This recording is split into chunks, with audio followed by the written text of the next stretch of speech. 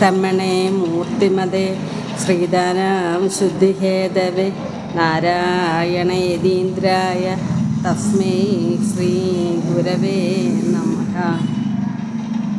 യോഗത്തിൽ സ്വാഗതം പറയുന്നതിന് വേണ്ടി പ്രാർത്ഥനാ സംഘത്തിൻ്റെ ശ്രീനാരായണ പ്രാർത്ഥനാ യോഗത്തിൻ്റെ സെക്രട്ടറിയായ ശ്രീ പ്രസന്നൻ ശ്രീരാഗത്തിനെ ക്ഷണിച്ചുകൊള്ളുന്നു. പ്രിയപ്പെട്ട എല്ലാവർക്കും നമസ്കാരം. നമ്മുടെ ശാഖയിൽ ഇതം പ്രഥമമായി ഈ വർഷം മുതൽ ആരംഭിച്ചിരിക്കുന്ന സമാധി ദിനാചരണ പരിപാടി, നമുക്കറിയാം, നമ്മുടെ ശാഖയെ പോലെ തന്നെ മറ്റ് പല ശാഖകളിലും ഈ മഹാസമാധിയോടനുബന്ധിച്ചുള്ള ദിനാചരണങ്ങൾ മിക്ക സ്ഥലങ്ങളിലും നടക്കുന്നുണ്ട്. അതെല്ലാം ചതയം മുതൽ ചില സ്ഥലങ്ങളിലൊക്കെ ആചരിക്കുന്നു. ചില സ്ഥലങ്ങളിൽ കന്നി 1 മുതൽ കന്നി 5 വരെ ആചരിക്കുന്നു. നമ്മളിവിടെ കന്നി 1 മുതൽ തന്നെ ആരംഭിക്കുകയും കന്നി മാസം 9-ാം തീയതി ബോധാനന്ദ സ്വാമിജിയുടെ സമാധിയോടുകൂടിയാണ് നമ്മുടെ ഈ പരിപാടി ഇവിടെ നമ്മൾ അവസാനിപ്പിക്കുന്നത്. ഇന്നലെ ആദ്യത്തെ ദിവസം ഇതിൻ്റെ കാര്യകാരണങ്ങളെക്കുറിച്ചൊക്കെ നമ്മുടെ പ്രിയങ്കരനായ സെക്രട്ടറിയും ഏറെ ബഹുമാനപ്പെട്ട പ്രസിഡൻറ്റുമൊക്കെ ഇവിടെ സൂചിപ്പിക്കുകയുണ്ടായി.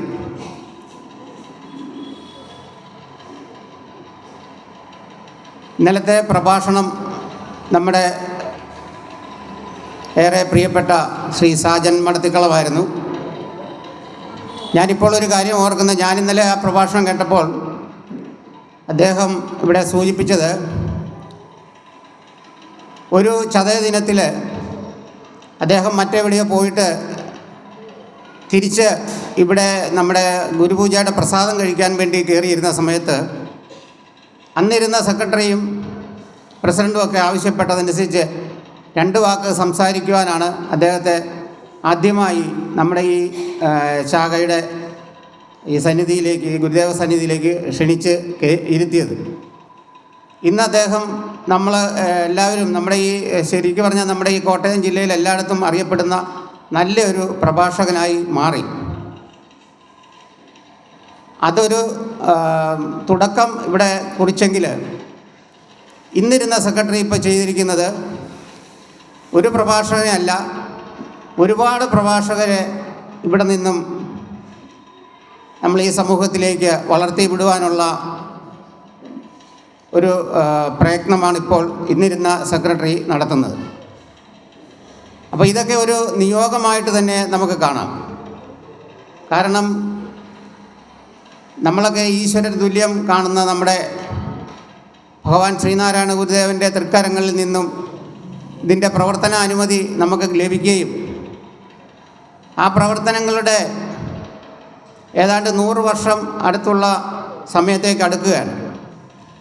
ആ സമയത്ത് നമ്മുടെ ശാഖയ്ക്ക് ഏറ്റവും നമ്മുടെ മൺമറഞ്ഞു പോയ നമ്മുടെ പൂർവികർ ഉൾപ്പെടെ ഈ ശാഖയുടെ വിവിധ മേഖലകളിൽ പ്രവർത്തിച്ചു കൊണ്ടിരുന്നവരുടെ എല്ലാം ഒരു സ്വപ്നമായിരുന്ന നമ്മുടെ ഈ സ്ഥല സമ്പാദനവുമായി ബന്ധപ്പെട്ട ആ കാര്യം ഇന്ന് നമുക്ക് സാധിച്ചെടുക്കാൻ കഴിഞ്ഞു. അതൊക്കെ ഗുരുദേവൻ്റെ ഭയങ്കരമായ, അല്ലെങ്കിൽ ഗുരുദേവൻ്റെ അത്ഭുതകരമായ ആ പ്രവൃത്തി, ആ ചൈതന്യത്തിൻ്റെ മുന്നിലാണ് നമ്മളിതൊക്കെ, നമുക്ക് അതിൻ്റെ ആ ശക്തി കൊണ്ടാണ് നമുക്കിതൊക്കെ സാധിച്ചെടുക്കാൻ കഴിഞ്ഞത്. അതോടൊപ്പം നമ്മുടെ ഓരോരുത്തരുടെയും പ്രവർത്തനവും, നമ്മുടെ ശാഖയുടെ സെക്രട്ടറി ഉൾപ്പെടെയുള്ള കമ്മിറ്റിക്കാരുടെ എല്ലാം പ്രവർത്തനമാണ് ഈ കാര്യങ്ങളിലേക്കൊക്കെ നമ്മളെ കൊണ്ട് എത്തിച്ചത്. ഞാൻ കൂടുതൽ കാര്യങ്ങളിലേക്കൊന്നും കടക്കുന്നില്ല. എന്നിരുന്നാലും ഞാനിവിടെ സൂചിപ്പിച്ചത്, ഇതുപോലുള്ള പരിപാടികൾ, ഈ പരിപാടി ഇവിടെ സംഘടിപ്പിക്കാനായിട്ട് ഏറ്റവും കൂടുതൽ അതിൻ്റെ കഷ്ടപ്പാടുകളും അതിൻ്റെ ബുദ്ധിമുട്ടും ഒക്കെ അനുഭവിച്ച് അത് പ്രവർത്തനക്ഷമമാക്കി എടുക്കാൻ മുൻപന്തിയിൽ നിൽക്കുന്നത് നമുക്കൊക്കെ ഏറ്റവും പ്രിയപ്പെട്ട ശ്രീ രഞ്ജിത്ത് കൊച്ചുപുരയിൽ അവറുകളാണ്. രഞ്ജിത്തിനെക്കുറിച്ച് നമുക്കെല്ലാവർക്കും അറിയാം. കഴിഞ്ഞ കുറേ കാലങ്ങളായി ശാഖയുമായി അടുത്ത് ഇടപഴകി ശാഖയുടെ എല്ലാ കാര്യങ്ങളിലും നിസ്വാർത്ഥമായ സേവനം കാഴ്ചവെച്ചുകൊണ്ടിരിക്കുന്ന രഞ്ജിത്ത്. ഇവിടെ രഞ്ജിത്ത് സൂചിപ്പിക്കേണ്ടായി പ്രാർത്ഥനാ സംഘം, പുരുഷ പ്രാർത്ഥനാ സംഘം. മറ്റ് ഒരു ശാഖയിലും അങ്ങനെ ഒരു പ്രാർത്ഥനാ സംഘം എല്ലായിടത്തുമുണ്ട്. അവിടെ എല്ലാം സ്ത്രീകൾക്കാണ് മുൻഗണനയും, സ്ത്രീകളാണ് അവിടെ എല്ലായിടത്തും. പക്ഷേ പുരുഷന്മാർ ഏതാണ്ട് 10-15 പുരുഷന്മാർ ഒരു പ്രാർത്ഥനാ സംഘം, പ്രാർത്ഥനാ യോഗം രൂപീകരിച്ച് അതിൻ്റെ പ്രവർത്തനം ഏതാണ്ട് 6 വർഷം മുമ്പ് നമ്മളിവിടെ നമ്മുടെ ശാഖയിൽ തുടങ്ങി. ഇന്നും അത് നമ്മൾ പല മേഖലകളിലും, കഴിഞ്ഞ വർഷമൊക്കെ നാഗമ്പടം മഹാദേവ ക്ഷേത്രത്തിലും മറിയപ്പള്ളി മഹാദേവ ക്ഷേത്രത്തിലും അതുപോലെ കാഞ്ഞിരം SNDP ക്ഷേത്രത്തിലും വടവാതൂർ ഗുരുദേവ ക്ഷേത്രത്തിലുമൊക്കെ ഈ പ്രാർത്ഥനാ സംഘമായ ഞങ്ങൾക്കെല്ലാവർക്കും പ്രാർത്ഥനയുമായി കടന്നു ചെല്ലാൻ സാധിച്ചിട്ടുണ്ട്. അതൊക്കെ നമ്മുടെ ശാഖയുടെ ആ ഒരു പ്രചോദനമാണ് അതിനൊക്കെ തണലായി നമുക്ക് നിൽക്കുന്നത്. അപ്പോൾ ആ പ്രാർത്ഥനാ യോഗം രൂപീകരിച്ചതും ഇന്ന് നമ്മളിവിടെ ഈ സൂചിപ്പിച്ച രഞ്ജിത്താണ്. അന്ന് ഈ 6 വർഷം മുമ്പും ഈ പ്രാർത്ഥനാ യോഗം രൂപീകരിക്കുന്നതിന് വേണ്ടി മുൻകൈ എടുക്കുകയും ഇന്നും അത് നല്ല രീതിയിൽ കൊണ്ടുപോവുകയും ചെയ്യുന്നു. അപ്പോൾ അത്തരത്തിൽ ഗുരുദേവ കാരുണ്യം ലഭിക്കത്തക്ക രീതിയിൽ എല്ലാവിധമായ പ്രവർത്തനങ്ങളിലും മുൻപിൽ നിൽക്കുന്ന ഏറെ പ്രധാനപ്പെട്ട രഞ്ജിത്താണ് ഈ ഒരു പരിപാടിക്കും അതിൻ്റെ പ്രധാന സംഘാടകനായി ഇപ്പം നിലകൊള്ളുന്നത്. എന്തായാലും ഇനിയിപ്പം കൂടുതൽ കാര്യങ്ങളിലേക്ക് ഞാൻ കടക്കുന്നില്ല. ഇന്ന് ഇവിടെ നമുക്ക് പ്രഭാഷണം നടത്തുവാനായിട്ട് എത്തിയിരിക്കുന്നത് നമുക്കൊക്കെ പ്രിയപ്പെട്ട നമ്മുടെ ശാഖയുടെ കഴിഞ്ഞ ഭരണസമിതിയിലെ വൈസ് പ്രസിഡൻറ്റുമൊക്കെ ആയിരുന്ന, ഇവിടെ വൈസ് പ്രസിഡൻറ്റ്, ഞങ്ങൾ പല പ്രാവശ്യം വൈസ് പ്രസിഡൻറ്റുമാരുടെ കാര്യങ്ങളൊക്കെ ആലോചിക്കാറുണ്ട്. പക്ഷേ ഈ ശാഖയുടെ ചരിത്രത്തിൽ 2 ടേമിൽ വൈസ് പ്രസിഡൻ്റായിരുന്ന ഒരേ ഒരാളേ ഉള്ളൂ. അത് നമ്മളിന്നിവിടെ പ്രഭാഷണത്തിന് വിളിച്ചിരിക്കുന്ന നമ്മുടെ ഏറെ പ്രിയപ്പെട്ട ശ്രീ അജിത് സി മോഹനാണ്. 2 ടേമിൽ വൈസ് പ്രസിഡൻ്റായിട്ട് ഇരുന്നിട്ടുള്ള ഒറ്റയാളേ ഉള്ളൂ. അപ്പം അങ്ങനെ വരാൻ കാര്യം അത്രയേറെ ഗുരുവുമായി അടുത്ത് ഇടപഴകി നിൽക്കുന്ന ഒരാളാണ് ഈ നമ്മളൊക്കെ മണിക്കുട്ടൻ എന്ന ഓമന പേരിൽ വിളിക്കുന്ന അദ്ദേഹത്തിൻ്റെ പ്രവൃത്തികൾ. അതുകൊണ്ടാണ് അങ്ങനെയൊക്കെ അദ്ദേഹത്തിന് നല്ല കാര്യങ്ങളിലേക്ക് കടക്കുവാനും ഇന്ന് അദ്ദേഹത്തിൻ്റെ ഒരു നല്ല പ്രഭാഷണം നമ്മൾ ഈ ഞങ്ങളുടെ പുരുഷ പ്രാർത്ഥനാ യോഗത്തിൻ്റെ ഏറെ പ്രധാനപ്പെട്ട പ്രവർത്തകരിൽ ഒരാൾ കൂടിയാണ് ശ്രീ മണിക്കുട്ടന്. അപ്പോൾ മണിക്കുട്ടൻ്റെ പ്രഭാഷണം കേൾക്കാൻ കാത്തിരിക്കുന്ന നിങ്ങളെ എല്ലാവരെയും മുഷിപ്പിക്കുന്നില്ല.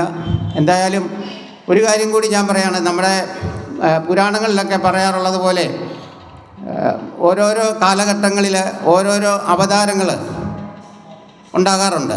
അത് ഉണ്ടാകുന്നതൊക്കെ ഓരോരോ ലക്ഷ്യങ്ങൾക്ക് വേണ്ടിയാണ്.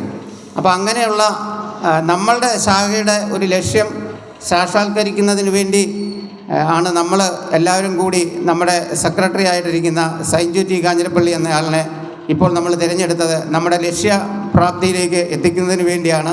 അത് നമുക്ക് ഭഗവാൻ സാധിച്ചു തരികയും ചെയ്തു.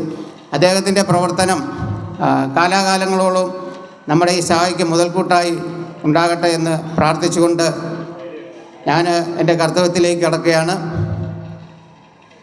നമ്മുടെ ഈ ഇന്നത്തെ പരിപാടിയിൽ നമ്മുടെ ശാഖയുടെ ഏറെ ബഹുമാനപ്പെട്ട പ്രസിഡന്റ് ശ്രീ അനിയച്ചൻ 60 ഏതാണ്ട് 10 പതിറ്റാണ്ടുകൾ കഴിഞ്ഞു അദ്ദേഹം ഈ സ്ഥാനം അലങ്കരിക്കാൻ തുടങ്ങിയിട്ട്. അദ്ദേഹത്തെ ഞാൻ ആദരപൂർവ്വം നമ്മുടെ ഈ വേദിയിലേക്ക് സ്വാഗതം ചെയ്യുകയാണ്. അതുപോലെ തന്നെ നമ്മുടെ നമ്മുടെ വൈസ് പ്രസിഡന്റ് ശ്രീ പ്രമോദ് പ്രണവം, നമുക്കൊക്കെ അറിയാം ഇലക്ട്രിസിറ്റി ബോർഡിലെ ഒരു ഉന്നതമായ സ്ഥാനത്തിരിക്കുന്ന ആളാണ്. എപ്പോഴും തിരക്ക് പിടിച്ച ജീവിതം നയിക്കുന്ന ആളാണ് ശ്രീ പ്രമോദ് പ്രണവം. എങ്കിലും ശാഖയ്ക്ക് വേണ്ടി എപ്പോൾ ഏത് രാത്രിയിൽ ഏത് പകൽ ഏത് സമയത്ത് എപ്പോൾ വിളിച്ചാലും ഓടിയെത്തുകയും ശാഖയിലെ എല്ലാ കാര്യങ്ങളിലും നല്ല ഊർജ്ജസ്വലമായ രീതിയിൽ പ്രവർത്തിക്കുന്ന വൈസ് പ്രസിഡന്റ് ശ്രീ പ്രമോദ് പ്രണവം, അദ്ദേഹത്തെ ഞാൻ ഈ വേദിയിലേക്ക് സ്വാഗതം ചെയ്യുന്നു. അതുപോലെ തന്നെ മുമ്പ് ഞാൻ സൂചിപ്പിച്ചതുപോലെ നമ്മുടെ ഈ ശാഖയുടെ വികസന പ്രവർത്തനങ്ങൾക്ക് ഏറ്റവും കൂടുതൽ പ്രചോദനമായി നിൽക്കുന്ന നമ്മുടെ ശാഖയുടെ പ്രിയങ്കരനായ സെക്രട്ടറി ശ്രീ സൈൻജു ടി കാഞ്ഞിരപ്പള്ളി അവറുകളാണ്.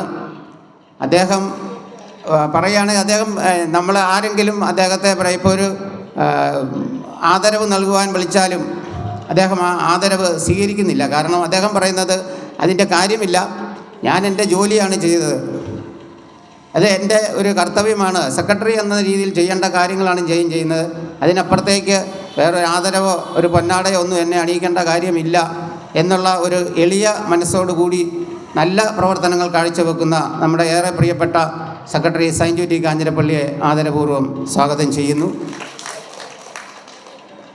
പിന്നെ ഇവിടെ നമ്മുടെ ഈ പരിപാടിയിലെല്ലാം എല്ലാ സമയത്തും എല്ലാ കാര്യങ്ങളും നോക്കിയും കണ്ടും ചെയ്യുന്ന നമ്മുടെ ശാഖയുടെ മാനേജിംഗ് കമ്മിറ്റി അംഗങ്ങൾ, ശാഖയുടെ union committee Shri Sabu D Illikkalam, വനിതാ സംഘത്തിൻ്റെ പ്രവർത്തകർ, അവർക്ക് ഇവിടെ എന്നും രാവിലെ മുതൽ ഓരോരോ പരിപാടികളാണ്. അവരുമെല്ലാം ഞാൻ ഇന്ന് ഉച്ചയ്ക്ക് നമ്മുടെ വനിതാ സംഘത്തിൻ്റെ സെക്രട്ടറിയെ വിളിക്കേണ്ട ഒരു ആവശ്യമുണ്ടായിരുന്നു. വിളിച്ചപ്പോൾ ഇവിടെ വിളക്ക് തുടക്കുകയാണ്, വിളക്ക് എടുത്തു വെക്കുകയാണെന്നോ അങ്ങനെയൊക്കെ പറയുന്നു. അപ്പോൾ എപ്പം നോക്കിയാലും അവരെല്ലാം ഓരോരോ ജോലികളിൽ വ്യാപൃതരായി നമ്മുടെ ശാഖയുടെ ഉന്നതിക്ക് വേണ്ടി പണിയെടുത്തുകൊണ്ടിരിക്കുന്നു. അവരെ എല്ലാവരെയും വനിതാ സംഘത്തിൻ്റെ പ്രസിഡന്റ്, സെക്രട്ടറി, വൈസ് പ്രസിഡന്റ് മൊത്തം എല്ലാവരെയും ആദരപൂർവ്വം സ്വാഗതം ചെയ്യുന്നു. അതുപോലെ തന്നെ യൂത്ത് മൂവ്മെൻ്റ് ഈ നമ്മുടെ യൂത്ത് മൂവ്മെൻറ്റിൻ്റെ പ്രവർത്തനം ഇവിടെ കഴിഞ്ഞ ദിവസം നമ്മുടെ സെക്രട്ടറി തന്നെ സൂചിപ്പിക്കുകയുണ്ടായി. ഏതൊരു ശാഖയുടെ പ്രവർത്തനങ്ങൾക്കും ആണെങ്കിലും ഏതൊരു കാര്യത്തിനാണെങ്കിലും ആ പ്രവർത്തകരുടെ നന്മയും അവരുടെ കഴിവും പോലെ തന്നെയായിരിക്കും ആ പ്രവർത്തനങ്ങൾ മുന്നോട്ട് പോകുന്നത്. അപ്പോൾ അതിലേറെ നല്ല കഴിവുള്ള കുറച്ച് ചെറുപ്പക്കാർ, അത് ഇവരെല്ലാം ഇവിടെ സംഘടിപ്പിച്ച് കൂട്ടിയതും നമ്മുടെ സെക്രട്ടറിയുടെ കഴിവ് തന്നെയാണ്. അങ്ങനെ ഒരു ടീമിനെ ഇവിടെ ഉണ്ടാക്കിയെടുക്കുകയും ആ ടീമിൻ്റെ പ്രവർത്തനം വളരെ വിപുലമായ രീതിയിൽ അവരെ കൊണ്ട് കഴിയുന്നതിനും അപ്പുറം പല രീതിയിൽ, ഇപ്പം ഈ സ്ഥലസമ്പാദനമായിട്ട് ബന്ധപ്പെട്ട് തന്നെയാണെങ്കിലും പല വീടുകളിൽ പോയി ആക്രി ചലഞ്ച് വരെ നടത്തി, അത് ആക്രികൾ പെറുക്കി കൊണ്ടുവന്ന് വരെ അത് വിറ്റ് കാശാക്കി നമ്മുടെ ശാഖയ്ക്ക് മുതൽക്കൂട്ടുണ്ടാക്കാൻ അതുപോലെ കഷ്ടപ്പെട്ട യൂത്ത് മൂവ്മെൻറ്റ് പ്രവർത്തകർ, അവർക്ക് നാൾക്ക് നാൾ ഇവിടെ പ്രവർത്തിക്കാനുള്ള എല്ലാവിധമായ സാഹചര്യങ്ങളും സന്ദർഭങ്ങളും ഉണ്ടാകട്ടെ എന്ന് പ്രാർത്ഥിച്ചുകൊണ്ട് യൂത്ത് മൂവ്മെൻറ്റ് മുഴുവൻ പ്രവർത്തകരെയും, പ്രസിഡന്റ്, സെക്രട്ടറി, വൈസ് പ്രസിഡന്റ് എല്ലാവരെയും ഒറ്റവാക്കിൽ ഈ വേദിയിലേക്ക് സ്വാഗതം ചെയ്യുകയാണ്. അതുപോലെ തന്നെ നമ്മുടെ ബാലവേദി ഇവിടെ നമുക്കറിയാം നല്ല രീതിയിൽ ഇപ്പോൾ ബാലവേദിയൊക്കെ നടക്കുന്നുണ്ട്. ആ ബാലവേദിയിലെ അധ്യാപകർ അവർക്ക് നല്ല രീതിയിൽ ക്ലാസ് എടുക്കുന്നുണ്ട്. ബാലവേദിയിൽ നമ്മുടെ കുഞ്ഞുങ്ങളെയൊക്കെ മാക്സിമം വിട്ട് നമ്മൾ ഇന്നത്തെ ഒരു കാലഘട്ടത്തിൽ വിശ്വാസമുള്ള ഒരു ചെറിയ കുഞ്ഞ് തലമുറകളെ നമ്മൾ വളർത്തി വിശ്വാസികളാക്കി മാറ്റിയെടുക്കുവാനുള്ള പ്രചോദനം ഉണ്ടാകണമെങ്കിൽ നമ്മുടെ മാതാപിതാക്കൾ തന്നെ അത് വിചാരിച്ചെങ്കിൽ മാത്രമേ നടക്കത്തുള്ളൂ. അതിനുള്ള എല്ലാ സാഹചര്യങ്ങളും നമ്മുടെ ശാഖ ഇവിടെ ഒരുക്കുന്നുണ്ട്. നമ്മുടെ കുഞ്ഞുങ്ങൾ വഴിതെറ്റിപ്പോകാതെ അവർക്ക് നല്ല നല്ല കാര്യങ്ങൾ ദൈവ വിചാരത്തോടുകൂടി ദൈവഭയത്തോടുകൂടി ജീവിക്കുവാനുള്ള സാഹചര്യം നമ്മൾ ഉണ്ടാക്കി കൊടുക്കണം. ആ ബാലവേദിയിലെ മുഴുവൻ അധ്യാപകർക്കും അതിൻ്റെ പ്രവർത്തകർക്കും എല്ലാവരെയും നമ്മുടെ ഈ യോഗത്തിലേക്ക് സ്വാഗതം ചെയ്യുന്നു.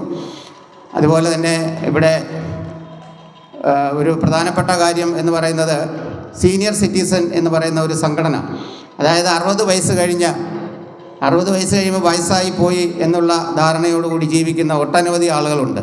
പക്ഷേ 60 വയസ്സൊന്നും ഒരു വയസ്സല്ല. നമുക്കറിയാം നമ്മുടെ പ്രധാനമന്ത്രിക്ക് ഇന്നലെ 75 വയസ്സ് ഇപ്പോഴും അദ്ദേഹം ഒരു ഫ്ലൈറ്റിലൊക്കെ വന്ന ആ സ്റ്റെപ്പൊക്കെ ഓടിയിറങ്ങുന്ന ആ രംഗങ്ങൾ നമ്മളെപ്പോഴും കാണുന്നതാണ്. അപ്പോൾ വയസ്സ് ഒന്നിനും ഒരു തടസ്സമല്ല. വയസ്സല്ല, നമ്മുടെ മനസ്സും നമ്മുടെ ശരീരവും നന്നായിരുന്നാൽ നമുക്കെപ്പോഴും ഊർജ്ജസ്വലമായി തന്നെ പ്രവർത്തിക്കാൻ സാധിക്കും. അത്തരത്തിൽ എങ്കിലും ആ 60 വയസ്സ് കഴിയുമ്പോൾ സീനിയറായി എന്നുള്ള ഒരു സങ്കല്പം നമ്മുടെ ഇടയിലുള്ളതുകൊണ്ട് നമ്മൾ സീനിയർ സിറ്റിസൺ എന്നൊരു സംഘടന, ഒരു ഗ്രൂപ്പ് ഇവിടെ നമ്മളുണ്ടാക്കി നമ്മുടെ ഈ ശാഖയിൽ. അതും ഉണ്ടാക്കിയത് നമ്മുടെ ഇപ്പോഴത്തെ സെക്രട്ടറി സൈൻജു ടി കാഞ്ഞിരപ്പള്ളി തന്നെയാണ്. മറ്റ് നമ്മുടെ 103 ശാഖകളിൽ ഒരു ശാഖയിൽ പോലും സീനിയർ സിറ്റിസൺ എന്ന് പറയുന്ന ഒരു സംഘടനയില്ല. ശാഖയ്ക്കുമില്ല, ഈ പറയുന്ന നമ്മുടെ SNDP യോഗത്തിന് പോലും സീനിയർ സിറ്റിസൺ എന്ന് പറയുന്ന സംഘടന, യോഗത്തിന് എംപ്ലോയീസ് ഫോറമുണ്ട്, റിട്ടയർഡ് എംപ്ലോയീസിൻ്റെ ഫോറമുണ്ട്. പക്ഷേ സീനിയർ സിറ്റിസൺ എന്ന് പറയുന്ന ഒരു സംഘടന നമ്മുടെ SNDP യോഗത്തിന് പോലുമില്ല. ആകെ ഉള്ളത് നമ്മുടെ ഈ ശാഖയ്ക്ക് മാത്രമാണ്. ആ സീനിയർ സിറ്റിസൻ്റെ പ്രവർത്തനം ഇവിടെ നല്ല രീതിയിൽ ശാഖയുടെ പൂർണ്ണമായ പിന്തുണയോടുകൂടി ഇപ്പോൾ നടന്നു വരുന്നുണ്ട്. ആ സീനിയർ സിറ്റിസൻ്റെ അംഗങ്ങൾ ഇവിടെ പലരും ഇരിപ്പുണ്ട്. അവരെ എല്ലാവരെയും ഒറ്റ വാക്കിൽ ഞാൻ ഇവിടെ സ്വാഗതം ചെയ്യുകയാണ്. അതുപോലെ തന്നെ നമ്മുടെ ഈ ഇതിൻ്റെ സംഘാടകർ, പ്രാർത്ഥനാ യോഗത്തിൻ്റെ മറ്റുള്ള ആളുകൾ, ഇവിടെ എത്തിച്ചേർന്നിട്ടുള്ള മുഴുവൻ ആളുകളെയും സ്വാഗതം ചെയ്യുന്നു. കുടുംബയോഗത്തിൻ്റെ കൺവീനർമാർ നമ്മുടെ ഈ ശാഖയുടെ ഏതൊരു പരിപാടിക്കും അതിൻ്റെ ഏറ്റവും ഉന്നതമായ വിജയത്തിലെത്തണമെങ്കിൽ ഓരോരോ കുടുംബയോഗങ്ങൾ തീരുമാനിക്കണം. ആ കുടുംബയോഗങ്ങളുടെ തീരുമാനം, ആ കുടുംബയോഗം കൺവീനർ ചെയ്യുന്ന പ്രവർത്തനം, അതാണ് നമ്മുടെ ശാഖയുടെ വളർച്ചയ്ക്ക് വേണ്ടി ചെയ്യാവുന്ന ഏറ്റവും വലിയ ഒരു കാര്യം. അങ്ങനെയുള്ള കുടുംബയോഗത്തിൻ്റെ ഏതാണ്ട് 15 കുടുംബയോഗം നമുക്കുണ്ട്. ആ 15 കുടുംബയോഗത്തിൻ്റെ നമ്മളിപ്പോൾ ഇവിടെ ഒരു നോട്ടീസ് തന്നെ ആക്കിയാലും കുടുംബയോഗത്തിൻ്റെ കൺവീനറെ വിളിച്ച് ഏൽപ്പിച്ചു കഴിഞ്ഞാൽ അത് ഏതാണ്ട് 1 മണിക്കൂറിനകം തന്നെ എല്ലാ വീടുകളിലും എത്തുന്ന ഒരു പ്രവണത നമുക്കുണ്ട്. ആ കുടുംബയോഗത്തിൻ്റെ കൺവീനർമാരും അതിൻ്റെ കമ്മിറ്റിക്കാരും അതിലെ അംഗങ്ങളും കുടുംബയോഗം നല്ല രീതിയിൽ പ്രവർത്തിക്കുകയാണെങ്കിൽ നമ്മുടെ ശാഖയിൽ എല്ലാ കാര്യങ്ങൾക്കും ഒട്ടനവധി ആളുകളുടെ പങ്കാളിത്തം നമുക്ക് കൂട്ടിക്കൊണ്ടുവരാൻ സാധിക്കും. അപ്പോൾ അത്തരത്തിൽ പ്രവർത്തിക്കുന്ന എല്ലാ കുടുംബയോഗം കൺവീനർമാരെയും കുടുംബയോഗ അംഗങ്ങളെയും അതിൻ്റെ കമ്മിറ്റിക്കാരെയും ഈ യോഗത്തിലേക്ക് സ്വാഗതം ചെയ്തുകൊണ്ട്, അതുപോലെ തന്നെ നമ്മുടെ മൈക്രോയുടെ അംഗങ്ങളുണ്ട്, അവരെയും ഈ യോഗത്തിലേക്ക് സ്വാഗതം ചെയ്തുകൊണ്ട് ഞാൻ എൻ്റെ കർത്തവ്യത്തിൽ നിന്നും വിരമിക്കുകയാണ്. നമ്മളെല്ലാവരും ഏറെ പ്രതീക്ഷിച്ചിരിക്കുന്ന ഈ ഒരു പ്രഭാഷണം, അത് ഏറ്റവും പ്രധാനപ്പെട്ട ഒരു വിഷയമാണ് ഇന്ന് കൊടുത്തിരിക്കുന്നത്. നമുക്കെല്ലാവർക്കും അറിയാവുന്ന ഗുരുദേവൻ്റെ ഏറ്റവും അടുത്ത ശിഷ്യൻ എഴുതിയ ഗുരുസ്തവം, അത് എൻ്റെ അറിവനുസരിച്ചാണെങ്കിൽ ഗുരുദേവൻ്റെ 60-ാം വയസ്സിൽ അദ്ദേഹത്തിന് വേണ്ടി എഴുതി നൽകിയ ഒരു കൃതിയാണ് ഗുരുസ്തവം എന്ന് പറയുന്നത്. നമ്മളൊക്കെ നാരായണമൂർത്തി എന്ന് ചൊല്ലുന്ന ആ കൃതിയാണ് ഇന്നിവിടെ നമ്മുടെ പ്രഭാഷകന് കൊടുത്തിട്ടുള്ള വിഷയം. വളരെ മനോഹരമായി അദ്ദേഹം അതിവിടെ അവതരിപ്പിക്കും. അതിനുള്ള പ്രത്യേകം അദ്ദേഹത്തെ ക്ഷണിച്ചുകൊണ്ട് ഞാൻ എൻ്റെ കർത്തവ്യത്തിൽ നിന്നും വിരമിക്കുന്നു. ഗുരുദേവധർമ്മം വിജയിക്കട്ടെ. പ്രഭാഷണമാണ് നമ്മുടെ ഇന്നത്തെ പ്രഭാഷകൻ ശ്രീ അജിത് സി മോഹനാണ്.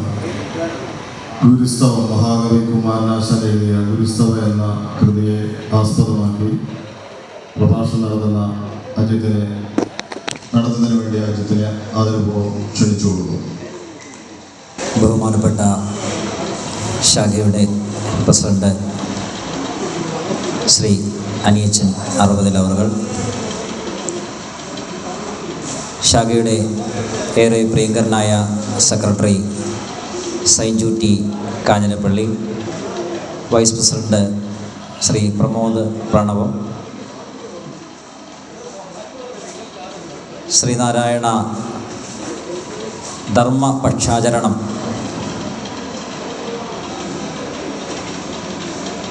ഗുരുവിൻ്റെ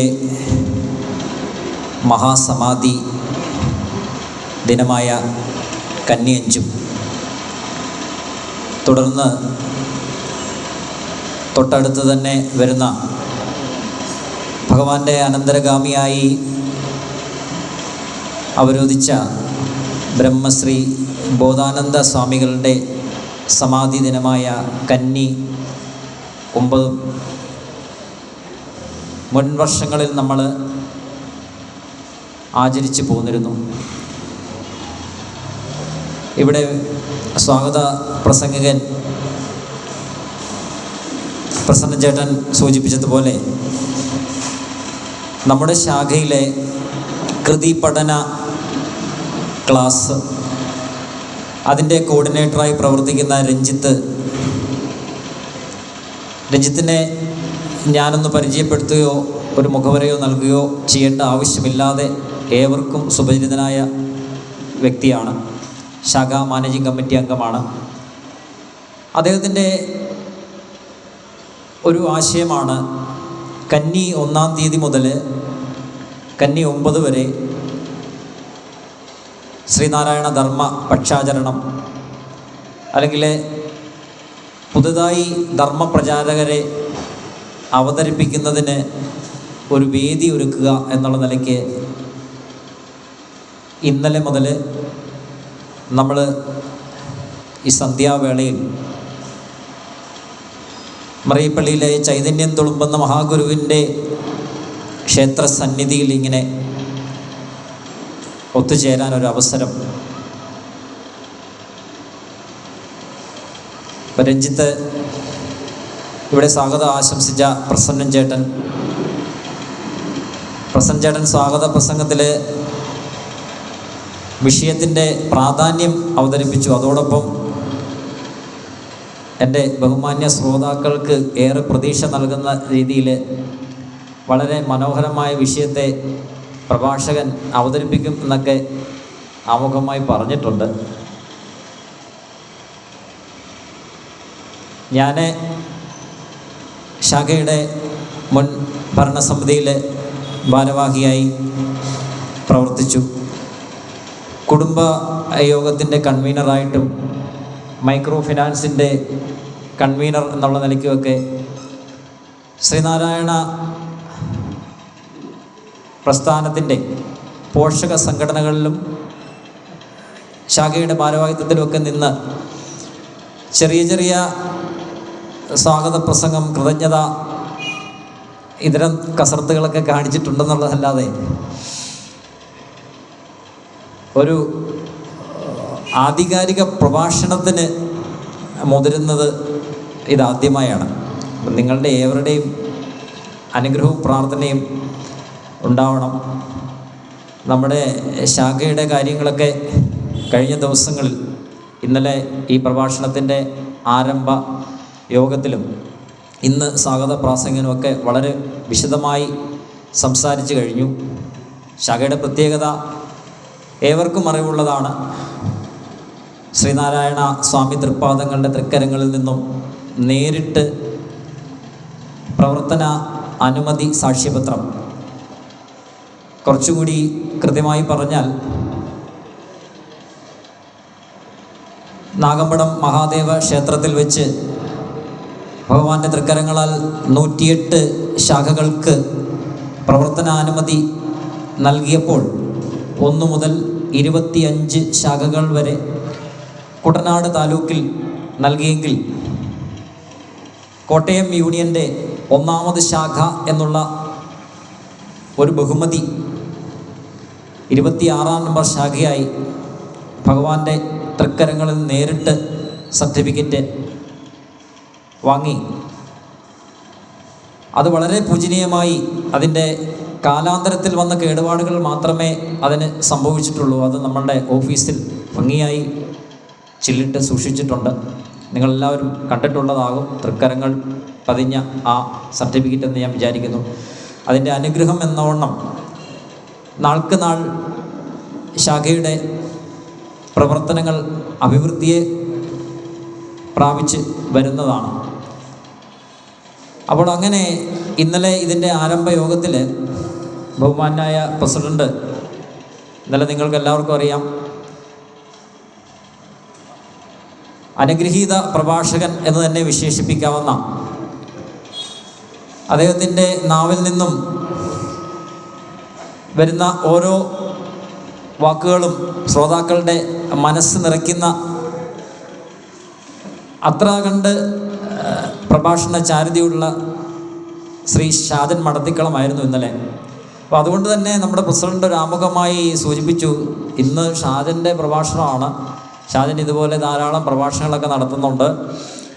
നാളെ മുതൽ നമ്മുടെ പഠിതാക്കളുടെ പ്രഭാഷണമാണ്.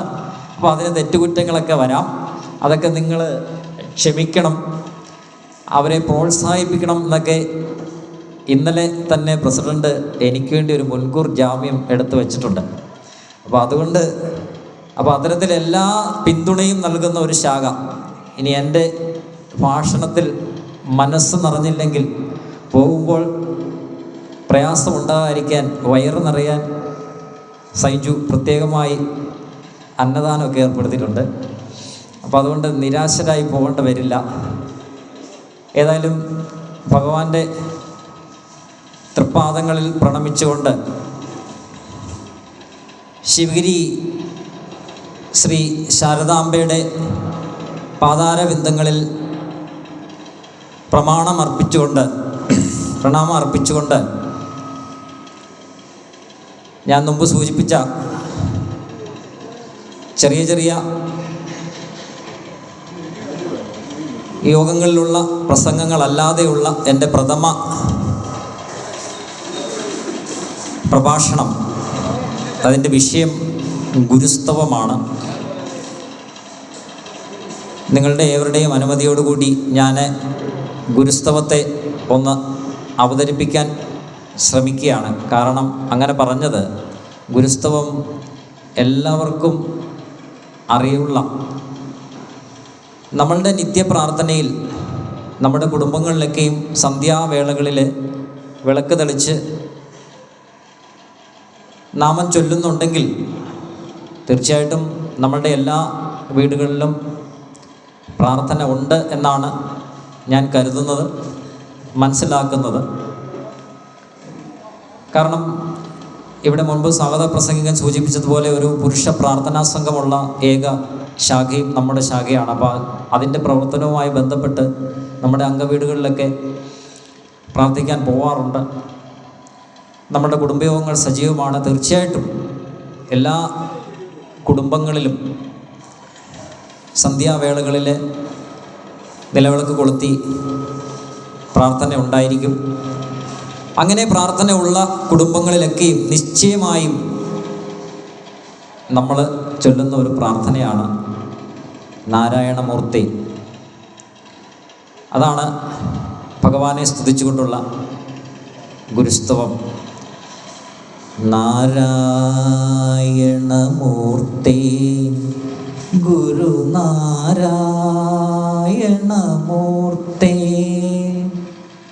നാരായണമൂർത്തി ഗുരുനാരായണമൂർത്തി,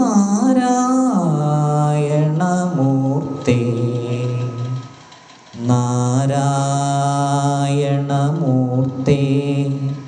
ഗുരുനാരായണമൂർത്തി, നാരായണമൂർത്തി പരമാചാര്യ നമസ്തേ. ഓം ശ്രീനാരായണ പരമ ഗുരവേ നമഃ. നമ്മളുടെ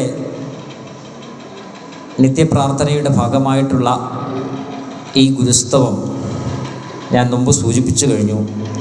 ഏവർക്കും ഗുരുസ്തവത്തിൻ്റെ വരികൾ അല്ലെങ്കിൽ ആ പദ്യം, ശ്ലോകം തീർച്ചയായിട്ടും മനഃപ്പാഠമാണെന്നുള്ള വിവരം നമ്മൾക്കെല്ലാവർക്കും അറിയാം. ഞാനിവിടെ ഗുരുസ്തവം പഠിപ്പിക്കലല്ല ഉദ്ദേശിക്കുന്നത്. ഞാൻ എൻ്റെ ബഹുമാന്യ ബന്ധുജനങ്ങൾക്ക് ഗുരുസ്തവം എന്തുകൊണ്ട് നമ്മുടെ നിത്യപ്രാർത്ഥനയുടെ ഭാഗമാക്കണം, എന്തുകൊണ്ട് ശ്രീനാരായണ സ്വാമി തൃപ്പാദങ്ങളുടെ മറ്റുള്ള സ്തോത്ര പ്രാർത്ഥനകൾ എന്ന് പറഞ്ഞാൽ ഭഗവാൻ സ്വാമി തൃപ്പാദങ്ങൾ ദേവീ ദേവന്മാരെ സ്തുതിച്ചുകൊണ്ട് ധാരാളം സ്തോത്രകൃതികൾ നമുക്ക് നൽകിയിട്ടുണ്ട്. പ്രബോധനാത്മക കൃതികൾ എന്നുള്ള പേരിൽ കുറച്ചുകൂടി തത്വചിന്താപരമായി കൃതികൾ ഉണ്ട്. ഗദ്യ പ്രാർത്ഥനയുണ്ട്, തർജിമകളുണ്ട്. അതൊക്കെ ഭഗവാൻ നമ്മൾക്ക് നൽകിയിട്ടുള്ള നമ്മളുടെ ആത്മീയ ഉണർവിന്, പുരോഗതിക്ക് നൽകിയിട്ടുള്ള മഹത് സംഭാവനകളാണെങ്കിൽ ഭഗവാനെ സ്തുതിച്ചുകൊണ്ട് സ്വാമി തൃപ്പാദങ്ങളുടെ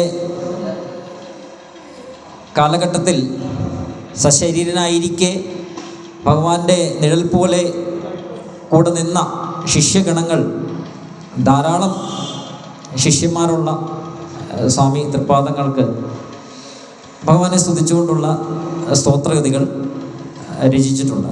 അത് നമുക്ക് പലതും അറിവുള്ളതും നമ്മളുടെ നിത്യപ്രാർത്ഥനകളുടെ ഭാഗമാക്കിയിട്ടുള്ളതും നമ്മുടെ ചതയ പ്രാർത്ഥനകളിലും കുടുംബ യൂണിറ്റുകളിലെ പ്രാർത്ഥനകളിലുമൊക്കെ പ്രാർത്ഥിക്കുന്ന ധാരാളം പ്രാർത്ഥനകളുണ്ട്. അപ്പോൾ അതിലേക്കൊക്കെ നമ്മൾ പോയി കഴിഞ്ഞാൽ, ഇപ്പോൾ കോട്ടുകോയിക്കൽ വേലായുധൻ്റെ എല്ലാവർക്കും അറിയാവുന്ന നാരായണ രൂപം നയനാഭിരാമം നാരായണ നാമം കർണാമൃതം, അത് ശ്രീനാരായണ ഗുരുദേവനെ സ്തുതിച്ചുകൊണ്ട് കോട്ടുകോയിക്കൽ രചിച്ചിട്ടുള്ള പ്രാർത്ഥനയാണ്.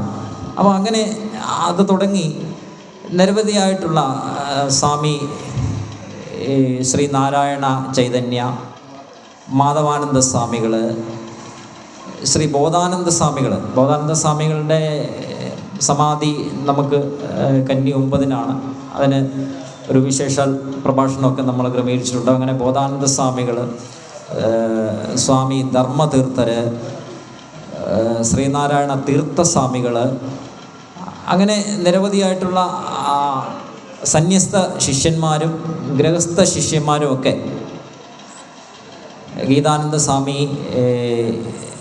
പിന്നെ ഒരു അഡ്വക്കേറ്റ് പി മാധവൻ വർക്കല എഴുതിയ ഒരു നാരായണ ഗുരുദേവൻ ദിവ്യനാരായണൻ ആരറിയുന്നു, അത്തരത്തിലുള്ള ധാരാളം സ്തോത്രകൃതികൾ രചിച്ചിട്ടുള്ള ശ്രീനാരായണ ഗുരുദേവൻ്റെ കീർത്തി പാടി പുകഴ്ത്തിക്കൊണ്ട്, അങ്ങനെയാണല്ലോ അത്, ഭഗവാൻ സശരീരനായിരിക്കെ തന്നെ നമുക്കറിവുള്ള കാര്യങ്ങളൊക്കെയാണ്. തലശ്ശേരി ജഗന്നാഥ ക്ഷേത്രത്തിലെ ബോധാനന്ദ സ്വാമികൾ ഭഗവാന്റെ പഞ്ചലോക വിഗ്രഹ പ്രതിഷ്ഠ നടത്തിയത് ഭഗവാൻ സശരീരനായിരിക്കുകയാണ്. എന്നിരുന്നാലും എന്തുകൊണ്ട് ഗുരുസ്തവം നിത്യപ്രാർത്ഥനയുടെ ഭാഗമാക്കണം, ഗുരുസ്തവത്തിൻ്റെ പ്രത്യേകതകൾ ഒക്കെ ഒന്ന് ചർച്ച ചെയ്യുവാനാണ് ഞാൻ ഉദ്ദേശിച്ചിരിക്കുന്നത്. അപ്പം ഗുരുസ്തവം 1916 ഭഗവാന്റെ ഷഷ്ടിപൂർത്തി ആഘോഷവേളയിൽ ഭഗവാന് പാത കാണിക്കയായി സ്വാമി തൃപ്പാദങ്ങളുടെ അരുമ ശിഷ്യൻ ചിന്നസ്വാമി എന്ന് ഗുരുദേവൻ സ്നേഹത്തോടെ വിളിക്കുന്ന കുമാരു എന്ന മഹാകവി കുമാരനാശാൻ രചിച്ചതാണ് ഗുരുസ്തവം. അത്തരത്തിൽ നമ്മൾ ഗുരുസ്തവത്തിനെ പഠിക്കുവാൻ ശ്രമിക്കുമ്പോൾ മഹാകവി കുമാരനാശാനെ ഒന്നും മനസ്സിലാക്കാതെ പോകുന്നത് തികച്ചും ഒരു ഭൂഷണമായ കാര്യമല്ല. ആയതുകൊണ്ട് തന്നെ നമുക്ക് ഗുരുസ്തവത്തിൻ്റെ രചയിതാവായ കുമാരനാശാനെ കുറിച്ച് 2 വാക്ക് സംസാരിക്കേണ്ടതുണ്ട്. നമുക്കറിയാം, നമ്മൾ ഏതോ ഒരു കർമ്മം, ശുഭകർമ്മങ്ങളൊക്കെ നമ്മൾ വിളക്കിൽ അഗ്നി പകർന്നുകൊണ്ട് ആരംഭിക്കുമ്പോൾ ദീപാർപ്പണം ചൊല്ലിയാണ് നമ്മളതിനെ തുടങ്ങുന്നത്. ഭാവമെന്തവടു സത്യരൂപനാം ദേവ നിൻ മഹിമ ആർന്ന കോവിലിൽ എന്ന് തുടങ്ങുന്ന ആ ദീപാർപ്പണ പ്രാർത്ഥന രചിച്ച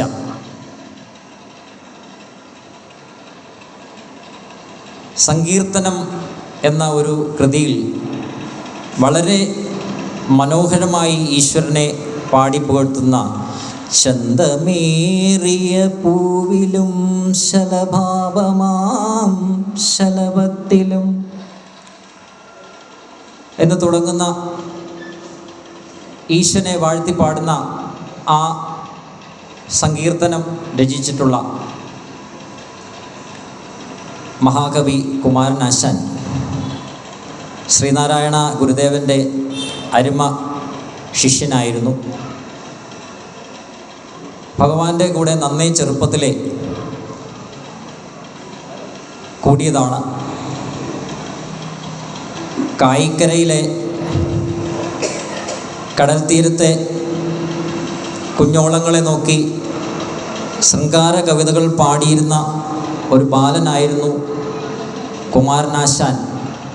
അന്ന് ആശാനല്ല കുമാരുവായിരുന്നു എന്നാണ് ചരിത്രം രേഖപ്പെടുത്തിയിരിക്കുന്നത്. അദ്ദേഹത്തിന് അഞ്ചുതെങ്ങ്, വക്കം തുടങ്ങിയ പ്രദേശങ്ങളിൽ ശ്രീനാരായണ ഗുരുദേവൻ തൻ്റെ കർമ്മമണ്ഡലത്തിൽ വിരചനായി നിന്ന് സഞ്ചാരം ചെയ്യുന്ന വേളകളിൽ കുമാരുവിനെ കണ്ടെത്തുകയും, നമുക്കറിയാം ഇരുമ്പ് തരികൾ ഒരു കാന്തത്തെ കാണുമ്പോൾ എന്താണ് സംഭവിക്കുന്നത്? അത്തരമൊരു പ്രകൃതി പ്രതിഭാസം എന്നവണ്ണം കുമാരുവിനെ കണ്ട മാത്രമേ തന്നെ ഇത് നമ്മോട് ചേരേണ്ടതാണെന്ന് ശ്രീനാരായണ ഗുരുവിന് മനസ്സിലാകുകയും ഗുരു കുമാരുവിനെ ചേർത്ത് പിടിക്കുകയുമാണ് ഉണ്ടായത്. കുമാരനാശാൻ്റെ പിതാവ്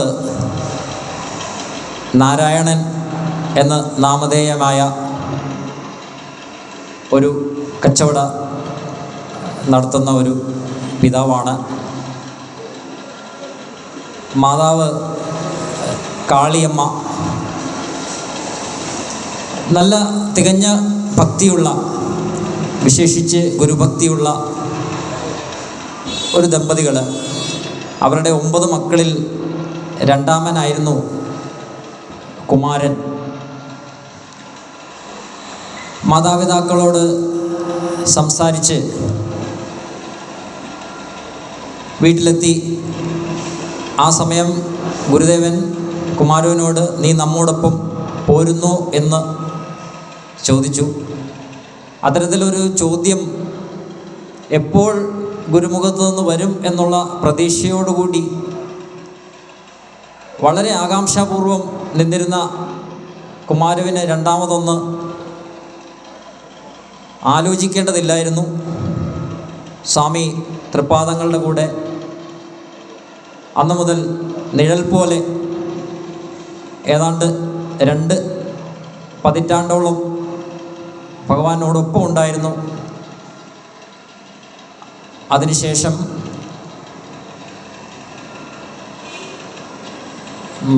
2 പതിറ്റാണ്ടോളം ഭഗവാനോടൊപ്പം ജീവിച്ചു. അതിനുശേഷമല്ല, അതോടൊപ്പം തന്നെ ഈ കാലയളവിൽ തന്നെ ഭഗവാൻ ഡോക്ടർ പൽപ്പു, നമുക്കെല്ലാവർക്കും അറിയാം, SNDP യോഗം എന്ന മഹാപ്രസ്ഥാനത്തിൻ്റെ സ്ഥാപകത്തിന് കാരണഭൂതനായ വ്യക്തിത്വങ്ങളിൽ പ്രഥമഗണനീയനായ ഡോക്ടർ പൽപ്പുവിനെ ഏൽപ്പിക്കുകയായിരുന്നു കുമാരുവിനെ. അന്നത്തെ കാലത്ത് വിദ്യാഭ്യാസം ചെയ്യണം. അങ്ങനെ ഉന്നത വിദ്യാഭ്യാസത്തിനുള്ള ഒരു സാഹചര്യം നമ്മുടെ കൊച്ചു കേരളത്തിൽ, അന്ന് കേരളമല്ല, തിരുവിതാംകൂർ, കൊച്ചി, മലബാർ എന്നിങ്ങനെ 3 നാട്ടുരാജ്യങ്ങളായി നിന്നിരുന്ന ഒരു സമയമാണ്. മലയാളക്കരയെന്ന് പൊതുവെ പറയും, കേരളം രൂപീകൃതമായിട്ടില്ല. ആ കാലഘട്ടത്തിൽ ഡോക്ടർ പൽപ്പു മൈസൂർ ഗവൺമെൻറ്റിൻ്റെ കീഴിൽ സർവീസിൽ ജോലി ചെയ്യുകയാണ്.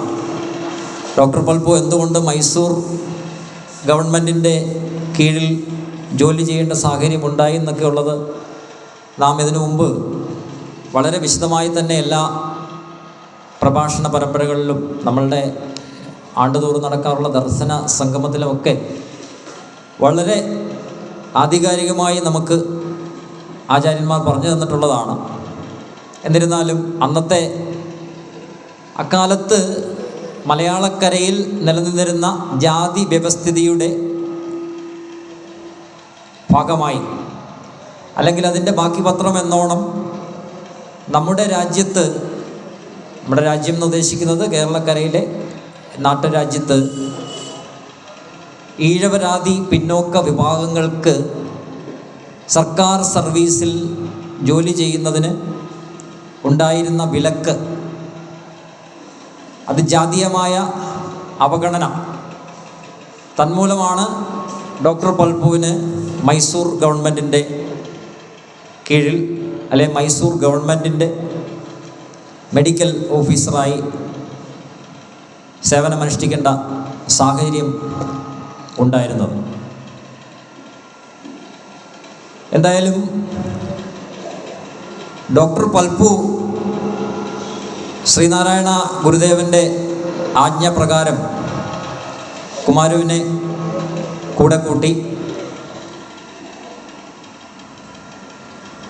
ഭഗവാനെ പിരിയുന്നത് ശ്രീനാരായണ ഗുരുദേവനും കുമാരനാശാനും ഞാൻ മുമ്പ് സൂചിപ്പിച്ചതുപോലെ കൂടെ കൂടിയ നാൾ മുതൽ സന്തത സഹചാരിയായി ഒരു നിഴൽ പോലെ ഉണ്ടായിരുന്ന കുമാരവിന് ശ്രീനാരായണ ഗുരുദേവനെ പിരിയുക എന്നുള്ളത് ചിന്തിക്കാൻ പോലും സാധ്യമായിരുന്ന ഒരു കാര്യമല്ല. വീട്ടിൽ നിന്ന് പോന്നിട്ട് മാതാപിതാക്കളെ കാണാൻ പോലും കുമാരനാശാൻ പോയിട്ടില്ല. അത്ര സമയം പോലും ഭഗവാനെ പിരിയുന്നതിന് കഴിയുമായിരുന്നില്ല കുമാരവിന്.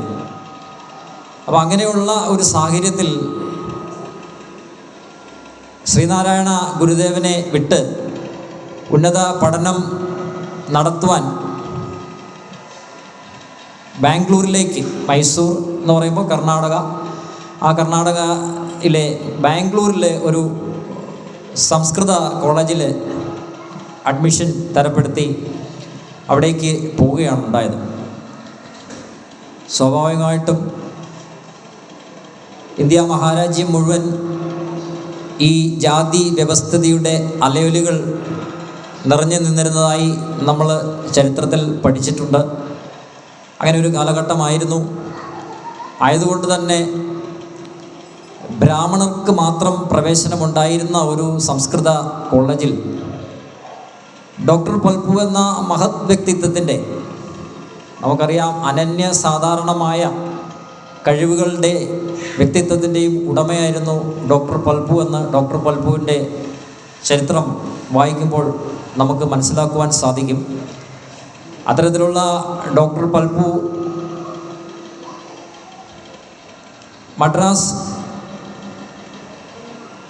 ദിവാനെ സമീപിച്ച് അദ്ദേഹത്തിൻ്റെ ശുപാർശയോടുകൂടി തരപ്പെടുത്തിയ ഒരു അഡ്മിഷൻ്റെ ലഭിച്ച കോളേജിലാണ് കുമാരനാശാൻ. അവിടെ 3 വർഷം തർക്കവിദ്വാൻ എന്ന് പറയുന്ന ഒരു കോഴ്സ് ചെയ്തു. നിർഭാഗ്യവശാൽ 3 വർഷത്തിന് ശേഷം ആ കോഴ്സ് പൂർത്തിയാകാതെ അവിടുന്ന് പോരേണ്ട ഒരു സാഹചര്യം കുമാരവിനുണ്ടായി. ജാതീയമായ ധാരാളം അധിക്ഷേപങ്ങൾക്ക് ഒക്കെ പാത്രമാകുന്ന സന്ദർഭങ്ങളൊക്കെ ഇതിനിടയിൽ വിവരിക്കുന്നുണ്ട്. അതൊക്കെ നമുക്കെല്ലാവർക്കും അറിവുള്ളതാണ്. എന്നാലും അത്തരത്തിലുള്ള ആ ഒരു അനുകൂല സാഹചര്യമല്ലാത്തത് കൊണ്ട് 3 വർഷം കഴിഞ്ഞപ്പോൾ ആ പരീക്ഷ എഴുതാൻ സാധിക്കാതെ അവിടുന്ന് പോരുകയും തുടർന്ന് മദ്രാസിൽ കുറച്ചു കാലം, വളരെ ചുരുങ്ങിയൊരു കാലം സംസ്കൃത വിദ്യാഭ്യാസം ചെയ്യുന്നതിന് ചേരുകയും, ഈ സമയത്ത് ഡോക്ടർ പൽപ്പു വിദേശത്ത് പോയിരിക്കുന്ന ഒരു സമയമായിരുന്നതുകൊണ്ട് കുമാരനാശൻ വീണ്ടും മദ്രാസിലേക്ക് പോരേണ്ടി വരികയും, എന്നാൽ ഡോക്ടർ പൽപ്പു തിരികെ എത്തി കൽക്കട്ടയിലെ ഒരു സർവകലാശാലയിൽ കുമാരനാശാന് വീണ്ടും അഡ്മിഷൻ തരപ്പെടുത്തി കൊടുത്തു. അങ്ങനെ കൽക്കട്ടയിൽ പഠിച്ചുകൊണ്ടിരുന്നു. പക്ഷേ അവിടെയും ഒരു വിധിയുടെ വിളയാട്ടം എന്ന് പറയുന്നത് പോലെ പ്ലേഗ് എന്ന മഹാവ്യാധി പടർന്നു പിടിച്ച സന്ദർഭത്തിൽ കുമാരനാശാന്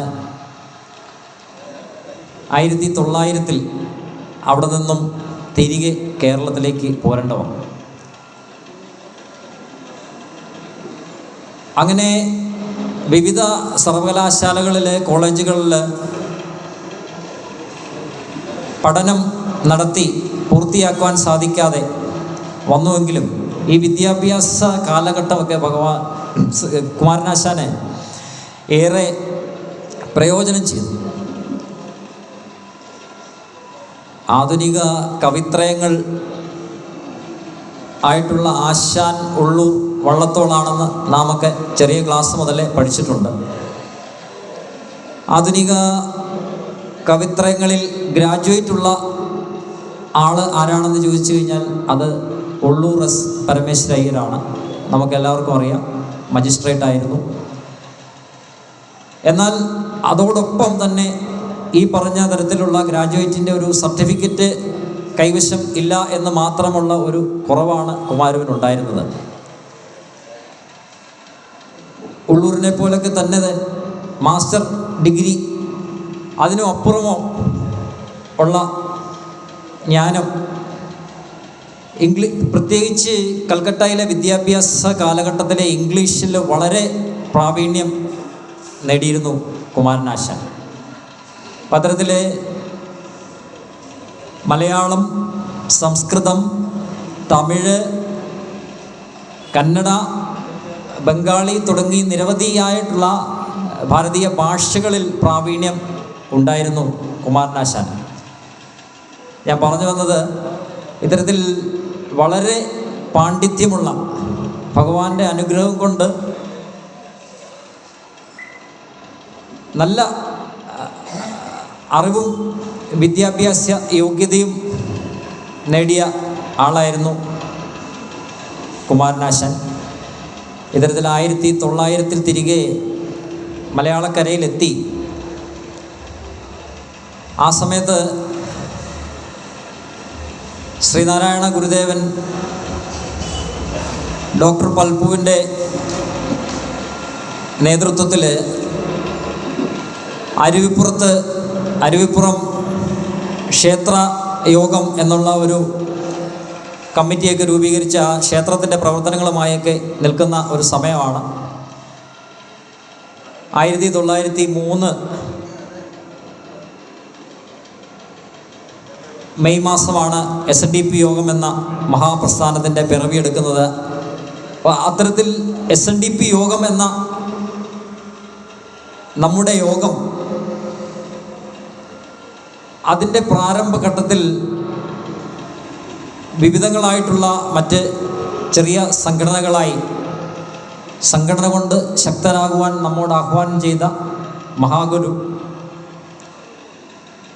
SNDP യോഗ ചരിത്രം പഠിക്കുമ്പോൾ നമുക്കറിയാം, അരുവിപ്പുറം വാവൂട്ടി യോഗം, അരുവിപ്പുറം ക്ഷേത്രത്തോടനുബന്ധിച്ച് വാവൂട്ടിന് ബലിതർപ്പണാദി കർമ്മങ്ങളൊക്കെ നടത്തുന്ന അതുമായി ബന്ധപ്പെട്ടുള്ള ഒരു ക്ഷേത്ര കമ്മിറ്റി, അരുവിപ്പുറം വാവൂട്ടി യോഗം. അത് പിന്നീട് അരുവിപ്പുറം ക്ഷേത്രയോഗമായി പ്രവർത്തനങ്ങളൊക്കെ ആയി വരുന്നു. അങ്ങനെ വിവിധ സംഘടനകളായി നിന്ന സമയത്താണ് 1903 മെയ് മാസം 15-ാം തീയതി അരുവിപ്പുറം SNDP യോഗം എന്ന പേരിൽ ഇന്ന് നാം അനുഭവിച്ചു പോരുന്ന സർവ്വസ്വാതന്ത്ര്യങ്ങൾക്കും കാരണഭൂതമായ SNDP യോഗം എന്ന മഹാപ്രസ്ഥാനം പിറവിയെടുക്കുന്നത്. SNDP യോഗത്തിൻ്റെ ആദ്യത്തെ ജനറൽ സെക്രട്ടറി കുമാരനാശനായിരുന്നു. 1903 SNDP യോഗം സ്ഥാപിതമാകുമ്പോൾ അതിൻ്റെ പ്രഥമ പ്രസിഡന്റ് ആയുഷ്കാല ആ പദവി വഹിക്കുവാൻ ഭഗവാനാണ് അതിൻ്റെ മുമ്പിലുണ്ടായിരുന്നത്. വൈസ് പ്രസിഡൻ്റായിട്ട് ഡോക്ടർ പൽപു. ഇതൊക്കെയാണ് SNDP യോഗത്തിൻ്റെ ചരിത്രം എന്നിരിക്കെ അതിൻ്റെ പ്രഥമ സെക്രട്ടറിയായി പ്രവർത്തിച്ച മഹാകവി കുമാരനാശാൻ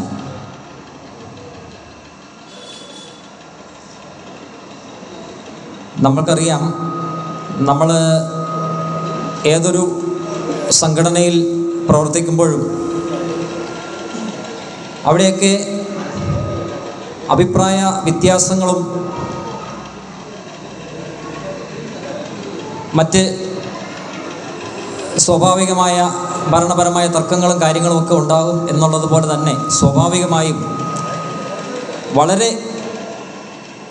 ത്യാഗനിർഭരമായ ഒരു പ്രവർത്തനം നടത്തേണ്ടി വന്ന സാഹചര്യമാണ് കുമാരുവിന്, അല്ലെങ്കിൽ നമ്മുടെ കുമാരനാശാന് ആ കലകളൊക്കെ നേരിടേണ്ടി വന്നത്. ഒന്ന്, അന്നത്തെ ജാതീയമായ വേർതിരിവുകൾ, വ്യവസ്ഥിതികൾ, ഈഴവരാതി പിന്നോക്ക വിഭാഗങ്ങൾക്കുണ്ടായിരുന്ന അവഗണന മൂലമുള്ള ധാരാളം പ്രശ്നങ്ങൾ, അതോടൊപ്പം തന്നെ സ്വസമുദായത്തിൽ നിന്ന് പോലും അവഗണന ഏൽക്കേണ്ടി വന്ന ഒരു വ്യക്തിത്വത്തിന് ഉടമയാണ് കുമാരനാശാൻ. അപ്പോഴൊക്കെയും ഭഗവാനോടുള്ള ഭക്തി, ശ്രീനാരായണ ഗുരുസ്വാമികളോടുള്ള ഭക്തി, ഭഗവാന്റെ നിഴൽ പോലെ കൂടെ നിന്ന് ഭഗവാന്റെ ആജ്ഞകളെ, കൽപ്പനകളെ ശിരസ വഹിച്ച് അത് നിറവേറ്റുന്ന ഒരു കുമാരനെയാണ് നാം ചരിത്രത്തിൽ കാണുന്നത്.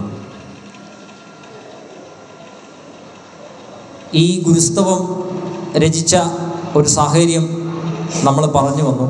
ശ്രീനാരായണ സ്വാമി തൃപ്പാദങ്ങളുടെ ഷഷ്ടിപൂർത്തി ആഘോഷ വേളയിൽ ഭഗവാനെ പാദകാണിക്കയായി സ്വാമിയുടെ അരുമ ശിഷ്യൻ കുമാരനാശാൻ കാഴ്ചവെച്ചതാണെന്ന് നമ്മൾ പറഞ്ഞു. എന്നാൽ നമ്മൾ മനസ്സിലാക്കേണ്ട ഒരു കാര്യം, ശ്രീനാരായണ ഗുരുദേവൻ ദൈവമാണോ എന്നുള്ള ഒരു ചോദ്യം ഈ 2025 ഈ ആധുനിക യുഗത്തിലും ഇത്രയും ഭഗവാനെ പഠിച്ചിട്ടും ഭഗവാന്റെ ദർശനങ്ങൾ ചർച്ച ചെയ്തിട്ടും കൃതികളെ മനനം ചെയ്തിട്ടും നമ്മൾ ചോദിക്കുന്നു. അതുമല്ലെങ്കിൽ നമ്മളോട് ചോദിക്കുന്നു. ഭഗവാന്റെ ഷഷ്ടിപൂർത്തി വേളയിൽ തിരുവനന്തപുരത്ത് കൈതമുക്കിൽ ഷഷ്ടിപൂർത്തി സ്മാരക മന്ദിരം പണി കഴിപ്പിച്ചിട്ടുണ്ട്. അപ്പം ഈ സ്മാരക മന്ദിരത്തിലേക്ക് ഭഗവാന്റെ ഒരു ഛായാചിത്രം 41 ദിവസത്തെ വ്രതാനുഷ്ഠാനങ്ങളോട് കൂടി ഭഗവാന്റെ ഛായാചിത്രം പൂജിച്ച് അത് കൈതമുക്കിലെ ഷഷ്ടിപൂർത്തി സ്മാരക മന്ദിരത്തിൽ സമർപ്പിക്കുന്നതിനായി ഭക്തർ കൊണ്ടുവരുന്ന ഒരു രംഗമുണ്ട്. സശരീരനായിരിക്കെ ശ്രീനാരായണ ഗുരുദേവനെ, സ്വാമി തൃപ്പാദങ്ങളെ പരഹൃദയ ജ്ഞാനി ആയിട്ടുള്ള ധാരാളം സംഭവബഹുലമായിട്ടുള്ള അനുഭവ കഥകൾ ഭഗവാൻ പരഹൃദയജ്ഞാനിയാണ് എന്ന് മനസ്സിലാക്കുന്ന തരത്തിലുള്ളത് ചരിത്രത്തിൽ പറയുന്നുണ്ട്. ഭഗവാന്റെ തലശ്ശേരി ജഗന്നാഥ ക്ഷേത്ര സന്നിധിയിൽ സ്ഥാപിച്ചിട്ടുള്ള പഞ്ചലോക വിഗ്രഹ പ്രതിമാ നിർമ്മാണ കമ്മിറ്റി ഒരു പി ശേഖരൻ എന്ന് പറയുന്ന ഫോട്ടോഗ്രാഫറെ ഭഗവാന്റെ ചിത്രം എടുക്കുവാനായിട്ട് ശിവഗിരിയിലേക്ക് അയച്ചു. തലശ്ശേരി ജഗന്നാഥ ക്ഷേത്ര കമ്മിറ്റി നിർമ്മിച്ച പഞ്ചലോക വിഗ്രഹം ഇറ്റലിയിലെ ടവർലി എന്ന് പറയുന്ന മഹാശില്പിയാണ് നിർമ്മിച്ചത് എന്നുള്ള വിവരം നമുക്കറിവുള്ളതാണ്. എന്നാൽ ആ പഞ്ചലോഹ പ്രതിഷ്ഠ നിർമ്മിക്കുവാൻ ആവശ്യമായ ഭഗവാന്റെ ഒരു ചിത്രം വേണം എന്നുള്ള ആവശ്യപ്രകാരം പി ശേഖരൻ ശിവഗിരിയിലെത്തി. ശിവഗിരിയിലെ മാവിൻ ചോട്ടിൽ വിശ്രമിക്കുകയായിരുന്ന സ്വാമി തൃപ്പാദങ്ങളുടെ അടുക്കൽ ശേഖരനെത്തി. ഭഗവാന്റെ അടുത്ത് അങ്ങനെ ആരും തൊട്ടടുത്ത് ചെല്ലാറില്ല എന്നാണ് പറയുന്നത്. തൊട്ടടുത്ത് എന്നാൽ ഒട്ടൊന്ന് അകലെ എന്നാണ് ഭഗവാന്റെ ശിഷ്യഗണങ്ങൾ പോലും പാലിക്കുന്ന ഒരു മര്യാദ. കാരണം അത്ര പരമ പവിത്രമാണ് ആ സന്നിധി. എപ്പോഴും ഒരു ശാന്തത ഭഗവാന്റെ ചുറ്റും അനുഭവപ്പെട്ടിരുന്നു. അങ്ങനെ പി ശേഖരൻ അവിടെ പോയി നിന്നു. എന്താ, നമ്മുടെ ചിത്രമെടുക്കാൻ വന്നതാണോ? ഭഗവാൻ അറിയാം, പറയേണ്ട കാര്യമില്ല. ഇന്നും അങ്ങനെ തന്നെ നമ്മൾ വന്ന് നമ്മുടെ മനോവ്യവഹാരങ്ങളൊക്കെ ഭഗവാന്റെ മുമ്പിൽ, ഭഗവാനെ എനിക്ക് വീട് തരണമേ, കാറ് തരണമേ, ജോലി തരണമേ, എൻ്റെ മക്കളെ ഉയർത്തണമേ, ഇതൊന്നും പറയാതെ എന്തിനാണ് ഭഗവാന്റെ മുമ്പിൽ നമ്മൾ നിൽക്കുന്നത് എന്ന് ഭഗവാൻ അറിയാം. അതിന്നും അറിയാം. കാരണം നാം ശരീരമല്ല, അറിവാകുന്നു. ശരീരമുണ്ടാകുന്നതിന് മുമ്പിലും അറിവായ നാം ഉണ്ടായിരുന്നു. അപ്പോൾ അങ്ങനെ പി ശേഖരനോട് മാവിൻ്റെ പടമെടുക്കുമോ, മാങ്ങയുടെ പടമെടുക്കുവാൻ സാധിക്കുമോ എന്ന് ചോദിച്ചു. അതിനെന്താ, എടുക്കാമല്ലോ എന്ന് ശേഖരൻ മറുപടി പറഞ്ഞപ്പോൾ അതിൻ്റെ രസപ്പടം എടുക്കാമോ എന്നായി ഗുരു. ഗുരുവിൻ്റെ ഉദ്ദേശം ഇത്രയേ ഉള്ളൂ, ബാഹ്യമായ രൂപത്തിലല്ല, ആന്തരികമായ സത്തയിലാണ് കാമ്പിരിക്കുന്നത് എന്നുള്ള ഒരു യുക്തിയാണ് അവിടെ ഉള്ളത്. ശേഖരൻ ഒന്ന് പകച്ചു നിന്നു. ഗുരു ആ ചോദ്യം കഴിഞ്ഞിട്ട്, രൂപയിലിരിക്കുന്ന പോലെ ചെരിഞ്ഞുള്ള ചിത്രമെടുത്താൽ മതിയോ എന്ന് ശേഖരനോട് തിരികെ ചോദിച്ചപ്പോൾ ശേഖരൻ സ്തംഭിച്ചു പോയി. അല്ലെങ്കിൽ ശേഖരൻ ഒരു നിമിഷം അലിഞ്ഞില്ലാതായി പോയി എന്നുള്ള ഒരു സ്ഥിതിയിലായി. കാരണം ശേഖരൻ ഉദ്ദേശിച്ചിരുന്നത് ഭഗവാന്റെ അത്തരത്തിലുള്ളൊരു ചിത്രം എടുക്കാനാണ്. ഭഗവാനോട് അങ്ങനെ പോസ് ചെയ്യണം, ഇങ്ങനെ പോസ് ചെയ്യണം എന്നൊന്നും പറയാതെ പരഹൃദയജ്ഞാനിയായിട്ടുള്ള ഭഗവാൻ തിരിച്ച് ശേഖരനോട് ചോദിക്കുകയാണ്, രൂപയിലൊക്കെ കാണുന്ന തരത്തിലുള്ള ചെരിഞ്ഞുള്ള ചിത്രം മതിയോ എന്നത്. ഞാൻ പറഞ്ഞു വന്നത് 41 ദിവസത്തെ വ്രതാനുഷ്ഠാനത്തോടു കൂടി കൈതമുക്കിലെ ഷഷ്ടിപൂർത്തി സ്മാരക മന്ദിരത്തിലേക്ക് ഭഗവാന്റെ ചിത്രം കൊണ്ടുവരുമ്പോൾ തീർച്ചയായിട്ടും അങ്ങനെ ഒരു ആലോചന നടക്കുമ്പോൾ, അങ്ങനെയൊരു പൂജകൾ അല്ലെങ്കിൽ അങ്ങനെ ഒരു ഛായാചിത്രം വെച്ച് പൂജിക്കുമ്പോൾ ഈ വിവരം ഭഗവാൻ തീർച്ചയായും മനസ്സിലാക്കുകയും അതിനെ വിലക്കുകയും ചെയ്യേണ്ടതല്ലേ? ചെയ്യേണ്ടതാണ്. ചെയ്തിരുന്നില്ലല്ലോ. ആ കാലഘട്ടത്തിൽ പോലും ഷഷ്ടിപൂർത്തി ആഘോഷ വേളയിൽ പോലും ഭക്തർ സ്വാമിയെ ഈശ്വരനായി ദൈവമായി കണ്ട് ആരാധിച്ച് പോന്നിരുന്നു. അപ്പോൾ അത്തരത്തിൽ ഷഷ്ടിപൂർത്തി സ്മാരക മന്ദിരം കൈതമുക്കിൽ സ്ഥാപിച്ചപ്പോൾ 1916 1903 മുതൽ 1919 വരെ ആണ് കുമാരനാശാൻ SNDP യോഗത്തിൻ്റെ ജനറൽ സെക്രട്ടറി ആയിട്ട് സേവനമനുഷ്ഠിച്ച കാലഘട്ടം. അതിലെ 1916 എന്ന് പറയുന്ന വർഷം കുമാരനാശാൻ ജനറൽ സെക്രട്ടറി ആയിരുന്നില്ല. ആ സമയത്ത് ഷഷ്ടിപൂർത്തി സ്മാരക കമ്മിറ്റിയുടെ സെക്രട്ടറി ആയിരുന്നു. അന്ന് സ്വസമുദായത്തിൽ നിന്നുള്ള ആളുകൾ ആശാൻ ഈ ഷഷ്ടിപൂർത്തി സ്മാരക മന്ദിരത്തിൻ്റെ അടിത്തറ ചേറുകൊണ്ട് കെട്ടിയ ശേഷം സിമൻ്റ് കൊണ്ട് കെട്ടിയ രീതിയിൽ കണക്കെഴുതി പണം അപഹരിച്ചു എന്നുള്ളൊരു ആരോപണവുമായി സ്വാമി തൃപ്പാദങ്ങളെ സമീപിച്ചു. കുമാരു ഒരിക്കലും അത്തരത്തിലുള്ളൊരു പ്രവൃത്തി ചെയ്യുകയില്ല എന്ന ഉത്തമ ബോധ്യമുള്ള സ്വാമി ഈ പരാതിയുമായി വന്ന ആളുകളുമായി അവിടെ ചെല്ലുകയും അതിൻ്റെ അടിത്തറ തോണ്ടി അവരെ അത് സിമൻ്റ് കൊണ്ട് കെട്ടിയതാണെന്ന് ബോധ്യപ്പെടുത്തുകയും ചെയ്തതായി പറയുന്നു. അത്തരത്തിൽ അവഹേളനങ്ങളും ആരോപണങ്ങളും ഒക്കെ പാത്രീഭൂതനാവേണ്ട വന്ന ഒരു ദുരവസ്ഥ എന്ന ഒരു കൃതി പോലും രചിച്ചിട്ടുള്ള, അത് ഇതുമായി ബന്ധപ്പെട്ടുള്ളതല്ല, നമുക്കറിയാം. മാപ്പിള ലഹള, മലബാർ കലാപവുമായി ബന്ധപ്പെട്ട് ആണ് കുമാരനാശാൻ ആ ദുരവസ്ഥ എന്ന കൃതി രചിച്ചത്. 45-ാമത്തെ വയസ്സിൽ ഭാനുമതി അമ്മയെ വിവാഹം ചെയ്തു.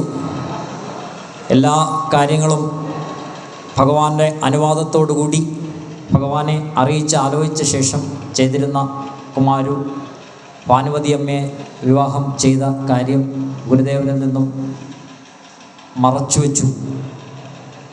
അതുമല്ലെങ്കിൽ പിന്നീട് പറയാം എന്നുള്ള ഒരു സംഗതിയാക്കി മാറ്റിവെച്ചു. ഒരു കവിതാ രചനയിലൂടെ അനുവാദം ചോദിക്കുന്നതായി പറയുന്നുണ്ട്. അത്തരത്തിലൊരു കവിത രചിച്ച് ഗുരുദേവനോട് അനുവാദം ചോദിക്കുന്നുണ്ട്. പക്ഷേ പരഹൃദയജ്ഞാനിയായ ഭഗവാൻ അതിന് മുമ്പേ, അതായത് ആശാൻ്റെ ആ സമ്മതം ചോദിച്ചുകൊണ്ടുള്ള കത്തിൽ അല്ലെങ്കിൽ ആ പദ്യശകലത്തിൽ അനുഗ്രഹം ഉണ്ടാവണം, ആശീർവദിക്കണം എന്നുള്ള രീതിയിലാണ് അത് കൺക്ലൂഡ് ചെയ്തത്. അത് വായിച്ച ഭഗവാൻ അനുഗ്രഹം എപ്പോഴും ഉണ്ടല്ലോ എന്നാണ് പറഞ്ഞത്. അതായത് ഭഗവാന്റെ ഒരു അനുഗ്രഹത്തിനായിട്ട് ഒരു കവിതാശകലം എഴുതി അല്ലെ ഒരു കത്തെഴുതി ഭഗവാനോട് അപേക്ഷിക്കേണ്ട കാര്യമില്ല, എപ്പോഴും കുമാരവിനോടൊപ്പം നാം ഉണ്ടല്ലോ എന്നുള്ള ഒരു മറുപടിയാണ് കുമാരനാശാന് കൊടുത്തത്. എല്ലാവർക്കും അറിവുള്ളതുപോലെ 51-ാമത്തെ വയസ്സിൽ 1924 ജനുവരി 16 കൊല്ലത്ത് നിന്നും റെഡീമർ ബോട്ടിൽ യാത്ര ചെയ്ത് സഹയാത്രികരെ തൻ്റെ കവിത ചൊല്ലി കേൾപ്പിച്ച് ഇരിക്കുന്ന സന്ദർഭത്തിൽ ഏതാണ്ട് പുലർച്ചെ 3 മണിയോടുകൂടി അടുക്കുന്ന സമയത്ത് പല്ലനയാറ്റിൻ്റെ ഓള കയങ്ങളിലേക്ക് റെഡീമർ ബോട്ട് എങ്ങനെയോ മറിയുകയും കുമാരനാശാൻ ആ ബോട്ടപകടത്തിൽ ദേഹവിയോഗം പ്രാപിക്കുകയും ചെയ്തു. കുമാരനാശാൻ്റെ ദുരവസ്ഥയിൽ ആശാൻ എഴുതിയ ഒരു പദ്യശകലം, അത് ചരിത്രം രേഖപ്പെടുത്തുന്നത് ഈ അപകടം ആശാൻ എഴുതിയ പദ്യശകലവുമായി കൂട്ടി വായിച്ചാൽ അതിപ്രകാരമാണ്: അന്തമില്ലാതുള്ളൊരാഴത്തിലേക്കിതാ ഹന്ത താഴുന്നു താഴുന്നു കഷ്ടം, പിന്തുണയും പിടിയും കാണാതുൾഭയം ചീന്തി, ദുസ്വപ്നത്തിലെന്ന പോലെ പൊന്താനെഴുന്നു കാൽ, നിൽക്കുന്നില്ലെൻ്റെ ചിന്തേ ചിറകുകൾ നൽകണേ നീ. ദുരവസ്ഥയിൽ പറഞ്ഞ വാക്കുകൾ അറം പറ്റുന്ന തരത്തിൽ 51-ാമത്തെ വയസ്സിൽ സ്വാമി തൃപ്പാദങ്ങളെയും ഈ ലോകത്തെയും വിട്ടുവിട പറഞ്ഞ മഹാകവി കുമാരനാശാൻ, ആശാന് നാരായണ ഗുരുസ്വാമി എന്നാൽ സർവസ്വവുമായിരുന്നു എന്ന് കാണിക്കുന്ന, അല്ലെങ്കിൽ ഭഗവാന്റെ ജീവചരിത്രം വെറും 7 പദ്യങ്ങൾ കൊണ്ട് ലോകത്തിന് വരച്ചു കാട്ടുവാൻ ധൈര്യം കാണിച്ച മഹാകവി കുമാരനാശാൻ്റെ ഗുരുസ്തവം നാം എല്ലാം ചൊല്ലാൻ തുടങ്ങുന്നത് നാരായണമൂർത്തി ഗുരുനാരായണമൂർത്തി എന്ന് തുടങ്ങുന്ന ചരണത്തോടു കൂടിയാണ്. നാരായണമൂർത്തി ഗുരുനാരായണമൂർത്തി നാരായണമൂർത്തി പരമാചാര്യ നമസ്തേ എന്ന ഗുരുസ്തവത്തിൻ്റെ ആരംഭത്തിലും അവസാന പദ്യത്തിന് ശേഷവും നമ്മൾ ചൊല്ലുന്നു. ഇത് ആശാൻ എഴുതിയതല്ല എന്നും ഭക്തർ ചരണം ഈരടിയായി ചൊല്ലുന്നതാണ് എന്നും രണ്ട് പക്ഷമുണ്ട്. ആരായുകിൽ അന്ധത്വമൊഴിച്ചാദിമഹസിൻ നേരാം വഴി കാട്ടും എന്ന് തുടങ്ങുന്ന അകാരത്തിൽ തുടങ്ങുന്ന മംഗള സ്തോത്രമാണ് ഗുരുസ്തവം എന്നും പറയുന്നുണ്ട്. തീർച്ചയായും ഗുരുഭക്തർ ഏറ്റെടുത്ത് പാടി പുകഴ്ത്തുന്ന നാരായണമൂർത്തി എന്ന് തുടങ്ങുന്ന ചരണത്തോടു കൂടിയ ആ 4 വരികൾ ഉൾക്കൊള്ളിച്ചുകൊണ്ട് തന്നെയാണ് നാം എല്ലാവരും നമ്മുടെ ആത്മീയ തലസ്ഥാനമായ ആത്മീയ കേന്ദ്രമായ ശിവഗിരി ഉൾപ്പെടെ ശിവഗിരിയിൽ പാലിച്ചു പോരുന്ന ഗുരുസ്തവത്തിലും ശ്രീനാരായണ ഗുരുദേവൻ്റെ പ്രാർത്ഥനകൾ നാരായണമൂർത്തി അങ്ങനെ തന്നെയാണ് ചൊല്ലുന്നത്. ഞാൻ ഒരറിവിലേക്കായിട്ട് ഇവിടെ സൂചിപ്പിച്ചു എന്നുള്ളതേ ഉള്ളൂ, അതിൽ നിന്നും തർക്കമുള്ള കാര്യമല്ല. എന്നാൽ ഗുരുസ്തവത്തിന് സമാജസ്തുതി എന്നുകൂടി മറ്റൊരു പേരുണ്ട്. ഈ സമാജസ്തുതി എന്ന് പറയാൻ കാരണം അതിനകത്ത് സമാജങ്ങളെ യോഗത്തെ പ്രകീർത്തിച്ചുകൊണ്ടും ഉള്ളതുകൊണ്ടായിരിക്കാം സമാജസ്തുതി എന്നുള്ള ഒരു പേരുമുണ്ട്. കുമാരനാശാൻ്റെ സമ്പൂർണ്ണ കൃതികളിൽ ഗുരു എന്ന ഒരു കീർത്തനമായിട്ടാണിത് കൊടുത്തിരിക്കുന്നത്. സ്തവം എന്നാൽ സ്തുതിച്ചു പാടുന്നത്, സ്തോത്രം എന്നൊക്കെ അർത്ഥം വരുന്നതുകൊണ്ട് അതിനെ ഗുരുസ്തവം എന്ന് പറയുന്നു. നാരായണമൂർത്തേ ഗുരുനാരായണമൂർത്തേ നാരായണമൂർത്തേ ഗുരുനാരായണമൂർത്തേ.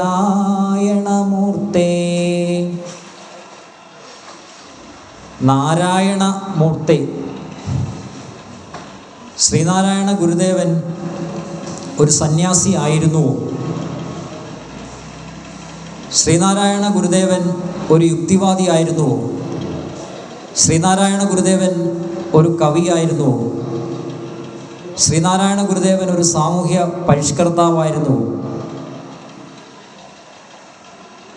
ഗുരുപാദ ദശകത്തിൽ കുമാരനാശാൻ്റെ തന്നെ ഗുരുവിനെ സ്തുതിച്ചുകൊണ്ടുള്ള ഗുരുപാദ ദശകത്തിൽ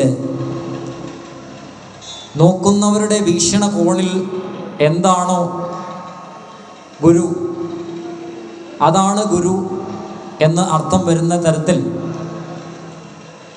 ഗുരുവിനെ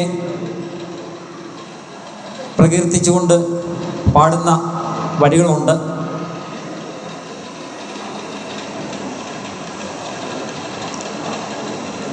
ഏതായാലും നോക്കുന്നവരുടെ വീക്ഷണകോണിൽ എന്നുദ്ദേശിക്കുന്നത് ഗുരുദേവനെ ഈശ്വരനായി ആരാധിക്കുന്നവർക്ക് ഗുരു ഈശ്വരൻ തന്നെയും, സാമൂഹ്യ പരിഷ്കർത്താവായി കണക്കാക്കുന്നവർക്ക് സാമൂഹ്യ പരിഷ്കർത്താവായും ഒക്കെ കാണാവുന്നതാണ്. ഇവിടെ കുമാരനാശാന് തീർച്ചയായും ഈശ്വരനായിരുന്നു ഭഗവാൻ ശ്രീനാരായണ ഗുരുദേവൻ. ഒരു സന്യാസി എന്ന തരത്തിൽ ആരിൽ നിന്നും സന്യാസ ദീക്ഷ സ്വീകരിക്കുവാൻ, അല്ലെങ്കിൽ അത് ഗുരുദേവന് സന്യാസ ദീക്ഷ നൽകുവാൻ തക്ക പ്രാപ്തിയുള്ള സന്യാസികൾ ഇല്ല എന്ന് ഗുരുദേവനിവിടെ കുമാരനാശാൻ ഇവിടെ പറഞ്ഞു വരുന്നുണ്ട്. നാരത്തിൽ അയനം ചെയ്യുന്നവൻ എന്ന വാക്കാണ് നാരായണൻ എന്ന വാക്കിൻ്റെ അർത്ഥം. നാരായണൻ എന്ന് പറഞ്ഞു കഴിഞ്ഞാൽ പരമ്പൊരുളായ ആദിനാരായണൻ മഹാവിഷ്ണു. ഇവിടെ ശ്രീനാരായണ ഗുരുദേവൻ്റെ സ്വമേധയാ ഉള്ള നാമധേയം പോലും നാരായണൻ എന്നായിരിക്കെ അങ്ങനെയുള്ള നാരായണൻ മൂർത്തിഭാവം പൂണ്ട് ഈ ലോകത്ത് ധർമ്മ സംസ്ഥാപനത്തിനായി ഭഗവാൻ കൃഷ്ണൻ പറഞ്ഞിട്ടുണ്ട്. എപ്പോഴൊക്കെ ധർമ്മത്തിന് മൂല്യച്യുതി സംഭവിക്കുമോ അപ്പോഴൊക്കെ അവതാരങ്ങൾ പിറവിയെടുക്കും എന്ന് പറഞ്ഞത് അന്വർത്ഥമാക്കി സാക്ഷാൽ ആദിനാരായണൻ മൂർത്തിരൂപം കൊണ്ട്, മൂർത്തിരൂപം മനുഷ്യരൂപം കൊണ്ട് ഭൂമിയിൽ അവതരിച്ചതാണ് ശ്രീ നാരായണ ഗുരുദേവൻ എന്ന് പ്രകീർത്തിച്ചുകൊണ്ട് നാരായണമൂർത്തേ, ഗുരു നാരായണമൂർത്തേ, നാരായണമൂർത്തേ പരമാചാര്യ നമസ്തേ, അങ്ങനെയുള്ള ആചാര്യനായിക്കൊണ്ട് നമസ്കാരം എന്നാണ് ചരണത്തിൻ്റെ അർത്ഥ വ്യാഖ്യാനം. ആചാര്യൻ, ധാരാളം ആചാര്യന്മാർ നമുക്കിടയിലുണ്ട്. വേദശാസ്ത്ര ആചാര കാര്യങ്ങളിൽ പാണ്ഡിത്യമുള്ള, പ്രാവീണ്യമുള്ള ആളുകളെ നാമൊക്കെ ആചാര്യൻ എന്നാണ് വിശേഷിപ്പിക്കാറുള്ളത്. പഠനങ്ങൾ നടത്തുമ്പോൾ അവിടെ വന്ന് ക്ലാസ് എടുക്കുന്ന ആചാര്യന്മാരുണ്ട്. ഇവിടെ ഗുരുവിനെ കുമാരനാശാൻ പരമ ആചാര്യനായിട്ടാണ് നമ്മുടെ മുമ്പിൽ അവതരിപ്പിച്ചിരിക്കുന്നത്. എന്താണ് പരമ ആചാര്യൻ്റെ പ്രത്യേകത? പ്രസംഗം വളരെ എളുപ്പമുള്ള ഒരു കാര്യമാണെന്ന് ഭഗവാൻ തന്നെ പറയുന്നുണ്ട്. കാരണം അധരങ്ങൾ കൊണ്ട് നമ്മുടെ മനസ്സിൽ തോന്നുന്ന, നമ്മുടെ നാവിൽ വരുന്ന കാര്യങ്ങൾ ശ്രോതാക്കളുടെ അടുത്ത് പറഞ്ഞാൽ മതി. എന്നാൽ പ്രസംഗം പ്രവൃത്തിയിൽ വരിക എന്ന് പറയുന്നത്, പ്രസംഗം പോലെ തന്നെ പ്രവൃത്തിയും കൊണ്ടുപോവുക എന്ന് പറയുന്നത് ഇച്ചിരി പ്രയാസമുള്ള കാര്യമാണ്. അപ്പോൾ അത്തരത്തിൽ ആചാരനിഷ്ഠകൾ നിഷ്കർഷിച്ച് നമ്മളോട് പറയുക, ഒരു സംഗതി ഇപ്രകാരം ചെയ്യണം, അല്ലെങ്കിൽ അത് ആ രീതിയിൽ അത് അനുവർത്തിക്കേണ്ടതാണ് എന്ന് ആഹ്വാനം ചെയ്യുന്നത്, അത് അതേ തരത്തിൽ സ്വജീവിതത്തിൽ പ്രാവർത്തികമാക്കുന്ന ആളുകളെയാണ് നമ്മൾക്ക് പരമ ആചാര്യ സ്ഥാനം നൽകി വിശേഷിപ്പിക്കാൻ സാധിക്കുകയുള്ളൂ. ഇവിടെ ഭഗവാനെ കുമാരനാശാൻ പരമാചാര്യനായിട്ടാണ് നമുക്ക് പറഞ്ഞു തന്നിരിക്കുന്നത്, നമ്മെ കാട്ടിത്തരുന്നത്. ഏതൊക്കെ കാര്യങ്ങൾ ഭഗവാൻ സ്വജനങ്ങളോട്, ബന്ധുജനങ്ങളോട്, നിരാലംബരായിരുന്ന നമ്മളോട് ആവശ്യപ്പെട്ടിട്ടുണ്ടോ, ആഹ്വാനം ചെയ്തിട്ടുണ്ടോ, അവയൊക്കെയും സ്വജീവിതത്തിൽ പ്രാവർത്തികമാക്കി നമുക്ക് കാട്ടിത്തന്നിട്ട ആണ് നമ്മളോടത് ആചരിക്കുവാൻ പറയുന്നത്. അതുകൊണ്ടാണ് കുമാരനാശാൻ ഭഗവാനെ നാരായണമൂർത്തേ പരമാചാര്യ നമസ്തേ എന്ന് സ്തുതിച്ചുകൊണ്ട് പാടിയത്. ആരായുകിൽ അന്ധത്വമൊഴിച്ചാതിമഹസ്സിൻ നേരാം വഴി കാട്ടും ഗുരുവല്ലോ പരദൈവം. ആരാധ്യന തോർത്തിയിടുകിൽ ഞങ്ങൾക്കവിടുന്ന നാരായണമൂർത്തേ, ഗുരു നാരായണമൂർത്തേ എന്ന് തുടങ്ങുന്ന പദ്യകൃതികളാണ്. അതാണ് ഞാൻ മുമ്പ് സൂചിപ്പിച്ചത്. അകാരത്തിൽ തുടങ്ങുന്നു. ആരായുകിൽ അന്ധത്വമൊഴിച്ച്. ആരായുകിൽ അന്ധത്വമൊഴിക്കുക എന്ന് ഇവിടെ ഉദ്ദേശിക്കുന്നത് ഗുരുവിൻ്റെ തന്നെ വാക്കുകളിൽ പറഞ്ഞാൽ തിരഞ്ഞു തേരിടണം എന്നാണ് ഗുരു ആത്മോപദേശ ശതകത്തിൽ പറയുന്നത്. എന്താണ് തിരയേണ്ടത്? ആരായുകിൽ എന്ന് പറഞ്ഞു കഴിഞ്ഞാൽ അന്വേഷിക്കുകയാണെങ്കിൽ, അന്വേഷിക്കുകയിൽ എന്തെങ്കിലും ഒരു വസ്തു നമ്മുടെ കയ്യിൽ നിന്ന് നഷ്ടപ്പെട്ടു പോയിട്ട് അത് അന്വേഷിക്കുന്ന അന്വേഷണമല്ല, അല്ലെങ്കിൽ ആരെയെങ്കിലും അന്വേഷിച്ചു പോകുന്ന അന്വേഷണമല്ല ഇവിടുത്തെ അന്വേഷണം എന്ന് പറയുന്നത്. ആരായുകിൽ അന്ധത്വമൊഴിച്ച് ആദിമഹസ്സിൻ, സത്യം അന്വേഷിക്കുക. പരമമായ സത്യം, പരബ്രഹ്മമാണ്. ഭഗവാൻ ഗദ്യപ്രാർത്ഥനയിലൂടെ നമ്മെ പഠിപ്പിക്കുന്നു, നാം ശരീരമല്ല അറിവാകുന്നു. ഇതെല്ലാം കാണപ്പെടുന്നതൊക്കെയും സ്ഥൂലം, സൂക്ഷ്മം, കാരണം എന്നീ 3 രൂപങ്ങളോട് കൂടിയതും പരമാത്മാവിൽ നിന്നുമുണ്ടായി അതിൽ തന്നെ ലയിക്കുന്നതുമാകുന്നു. അപ്പോൾ പരമാത്മാവാണ്, പരമാത്മ സത്യം. ഭഗവാന്റെ ദർശനം അദ്വൈത ദർശനമാണ്.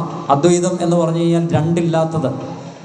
അദ്വൈതം, ദ്വൈതം എന്ന് പറഞ്ഞാൽ 2, അദ്വൈതം എന്ന് പറഞ്ഞാൽ രണ്ടില്ലാത്തത്. രണ്ടില്ലാത്തത് എന്ന് പറഞ്ഞു കഴിഞ്ഞാൽ 1. അപ്പോൾ 1 മാത്രമേ ഉള്ളൂ, പരമമായ സത്യം. ആ പരമമായ ബ്രഹ്മത്തെ അന്വേഷിക്കുകയും അങ്ങനെ അന്വേഷിക്കുന്നവർക്ക് അന്ധത്വം ഒഴിച്ച ആദിമഹസിൻ്റെ നേരാം വഴി കാട്ടുന്നു. ഗുരുവല്ലോ പരദൈവം എന്ന് പറയുന്നു. ആദിമഹസ് അത് പരബ്രഹ്മമാണ്. ആരായുകിലന്തത്വമൊഴിച്ചാദിമഹസിൽ നേരാം വഴി കാട്ടും ഗുരുവല്ലോ പരദൈവം. ആരാധ്യനതോർത്തിയിടുകിൽ ഞങ്ങൾക്കവിടുന്നാം നാരായണമൂർത്തേ, ഗുരുനാരായണമൂർത്തേ. ആരാധ്യൻ അതോർത്തിയിടുകിൽ, അങ്ങനെയുള്ള പരബ്രഹ്മത്തെ അന്വേഷിച്ച് നേരാം വഴി കാട്ടി ഞങ്ങൾക്ക് തരുന്ന പരമമായ ഭഗവാൻ ശ്രീനാരായണ ഗുരുദേവൻ ആരാണോ ആരാധ്യൻ എന്ന് ഓർക്കുകയാണെങ്കിൽ, ചിന്തിക്കുകയാണെങ്കിൽ ഞങ്ങൾക്ക് അവിടുന്ന് ഒരൊറ്റ ഉത്തരമേ അതിനുള്ളൂ. ആരാധ്യൻ അത് ഓർത്തിയിടുകിൽ ഞങ്ങൾക്ക് അവിടുന്ന്, അല്ലയോ ഭഗവാനെ നാരായണമൂർത്തി. ശ്രീനാരായണ പരമഗുരുദേവൻ മാത്രമാണ് ആരാധ്യനായിട്ട് ഞങ്ങൾക്കുള്ളത് എന്നുള്ള അർത്ഥം വരുന്ന ആദ്യത്തെ 4 വരിയിൽ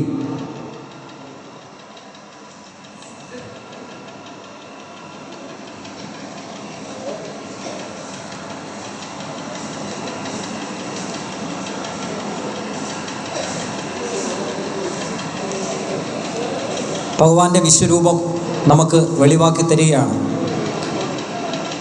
അടുത്തത് അൻപാർന്നവരുണ്ടോ അല്ലേ? അൻപാർന്നവരുണ്ടോ, പരവിജ്ഞാനികളുണ്ടോ, വൻപാകെ വെടിഞ്ഞുള്ളവരുണ്ടോ ഇതുപോലെ.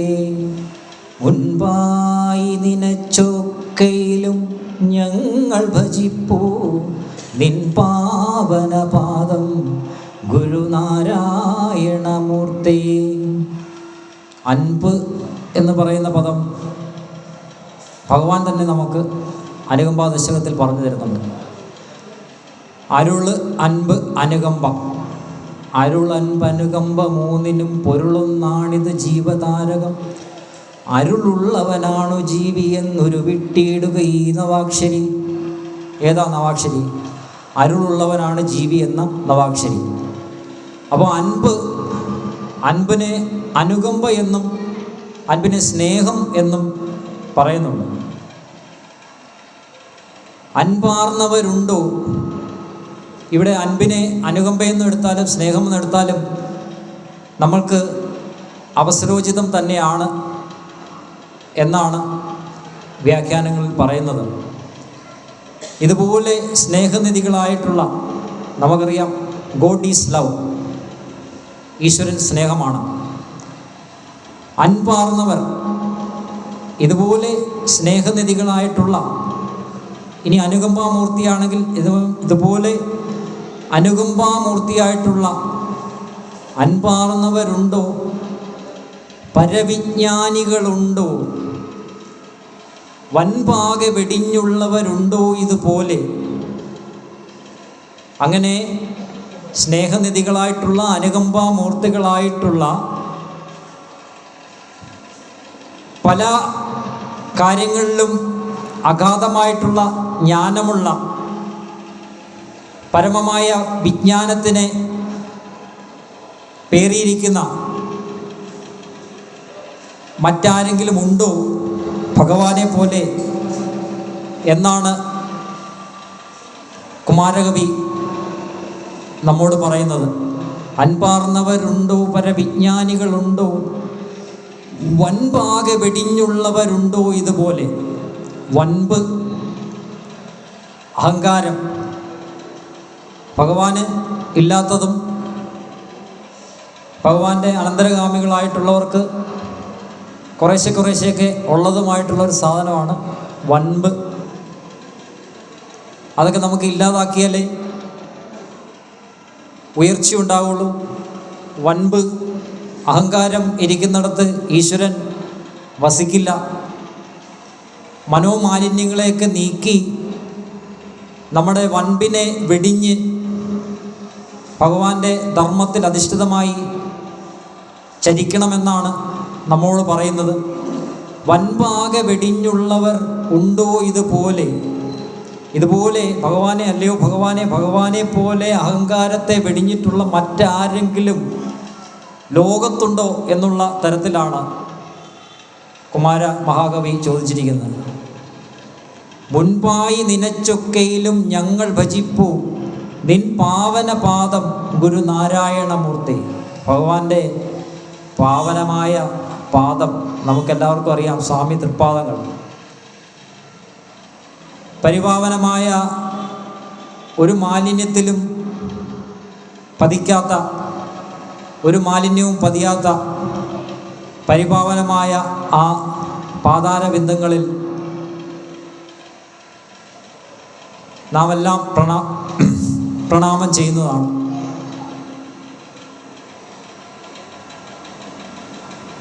മുൻപായി നിനച്ചൊക്കെയിലും ഞങ്ങൾ ഭജിപ്പൂ നിൻ പാവനപാദം ഗുരുനാരായണമൂർത്തി.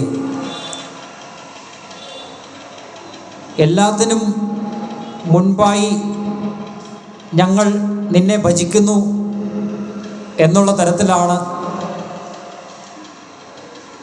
കുമാരമഹാകവി പറയുന്നത്. ഒരു പ്രാർത്ഥന, ഒരു സത്കർമ്മം ആരംഭിക്കുമ്പോൾ ഗണേശ സ്തുതി, വിനായകാഷ്ടകം, വിനായകനെ സ്തുതിച്ചുകൊണ്ടാണ് നമ്മൾ ആരംഭിക്കുന്നത്. ഇവിടെ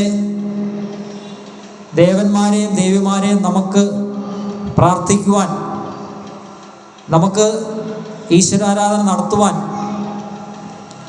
അവകാശവും സാഹചര്യവും ഒരുക്കിത്തന്ന അല്ലയോ ഭഗവാനെ, മുൻപായി നിനച്ചൊക്കെയിലും ഞങ്ങൾ ഭജിപ്പൂ നിൻ പാവനപാദം ഗുരുനാരായണമൂർത്തി.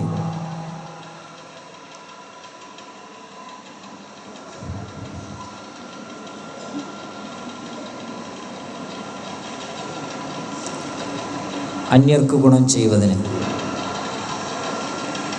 അന്യർക്കു ഗുണം ചെയ്വതിനായുസ്സുവപുസ്സും ധന്യത്വമുടങ്ങാത്മതപസ്സും ബലി ചെയ്വൂ. സന്യാസികളില്ലിങ്ങനെ ഇല്ലില്ലമിയെന്നോ വന്യാശ്രമമേലും നവരും ശ്രീ ഗുരുമൂർത്തേ. അന്യർക്ക് ഗുണം ചെയ്യുന്നതിന് വേണ്ടി ആയുസ്സും വപുസ്സും ആത്മതപസ്സും ബലി കഴിച്ച മഹായോഗിയാണ് ശ്രീനാരായണ ഗുരുദേവൻ എന്ന് അടിവരയിട്ട് നമ്മെ പഠിപ്പിക്കുകയാണ്. അന്യർക്ക് ഗുണം ചെയ്യുക. അന്യരെന്ന് പറഞ്ഞാൽ ആരാണ് ഇവിടെ അന്യർ? ഗുരുവിനാരെങ്കിലും അന്യരാണോ? ഗുരുവിനെല്ലാം സജ്ജനങ്ങളാണ്. അന്യർ എന്ന് പറഞ്ഞാൽ ആലംബഹീനരായിട്ടുള്ള, അവശത അനുഭവിക്കുന്ന,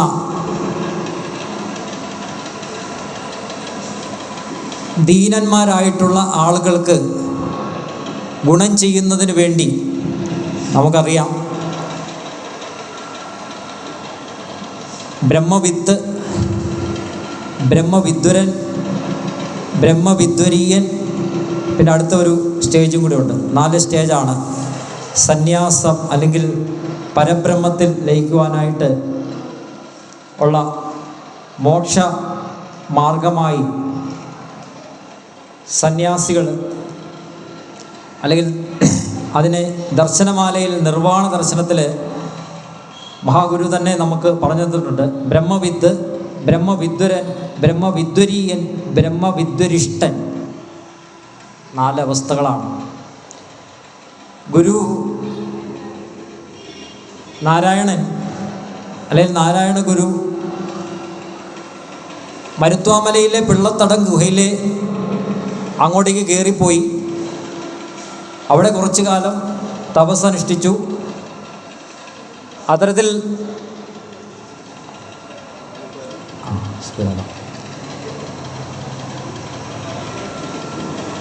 അവിടെ ഇരുന്ന്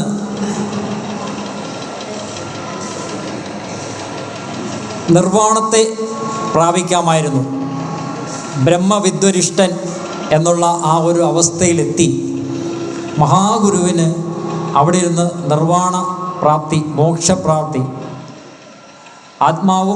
ആത്മാവും തമ്മിലേ ബന്ധമുള്ളൂ.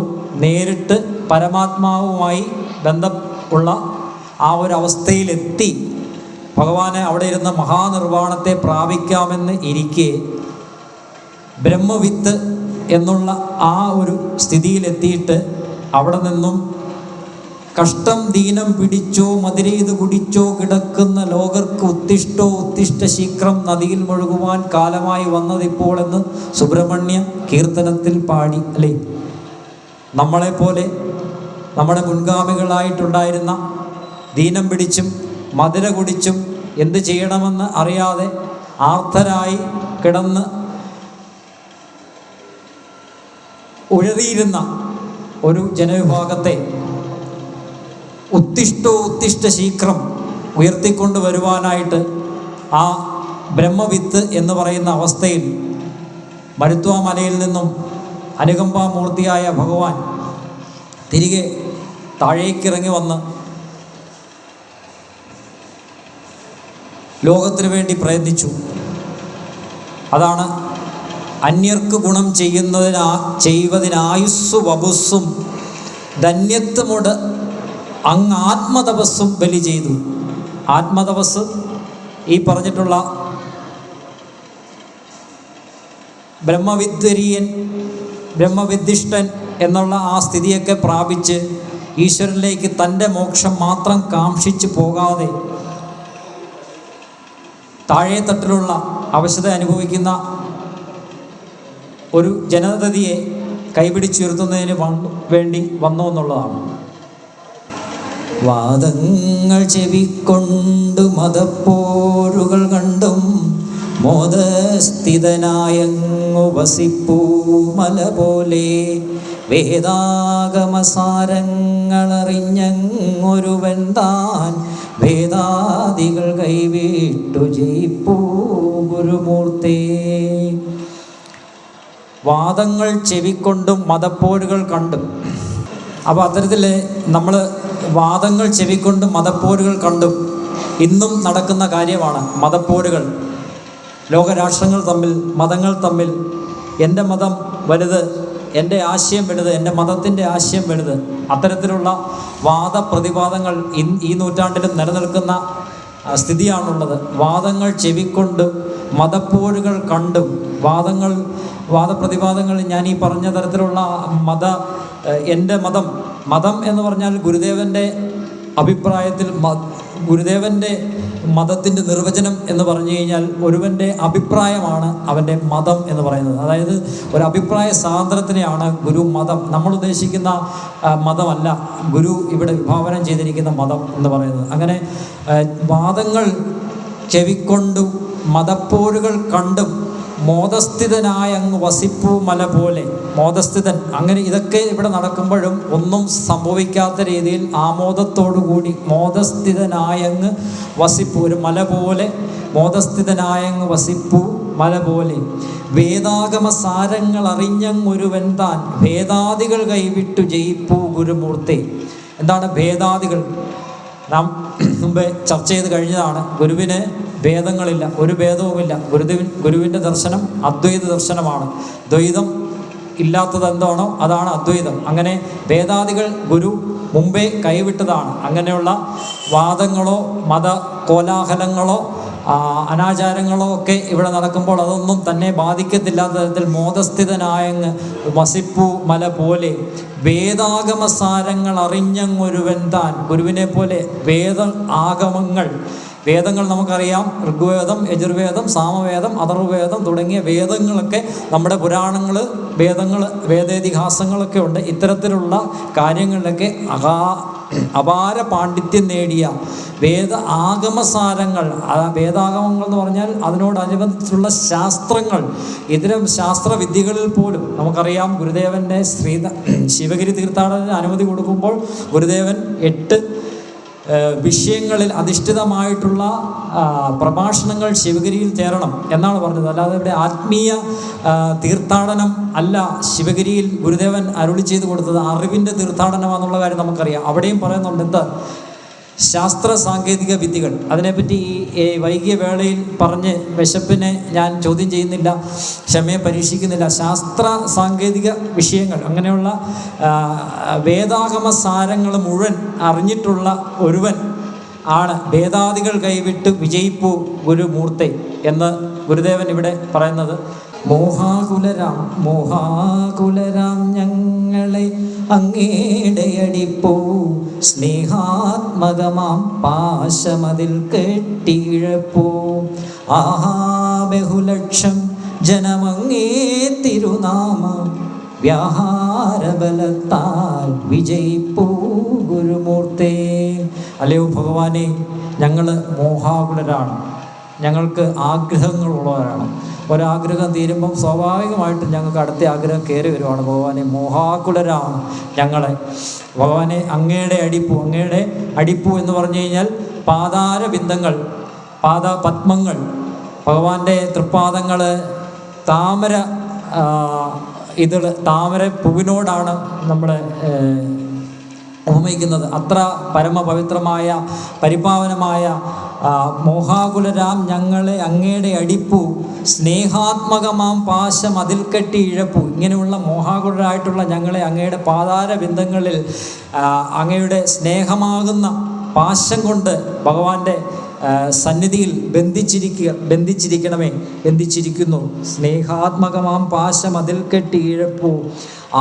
ബഹുലക്ഷം ജനമങ്ങേ തിരുനാമം വ്യാഹാരബലത്താൽ വിജയിപ്പൂ ഗുരുമൂർത്തെ.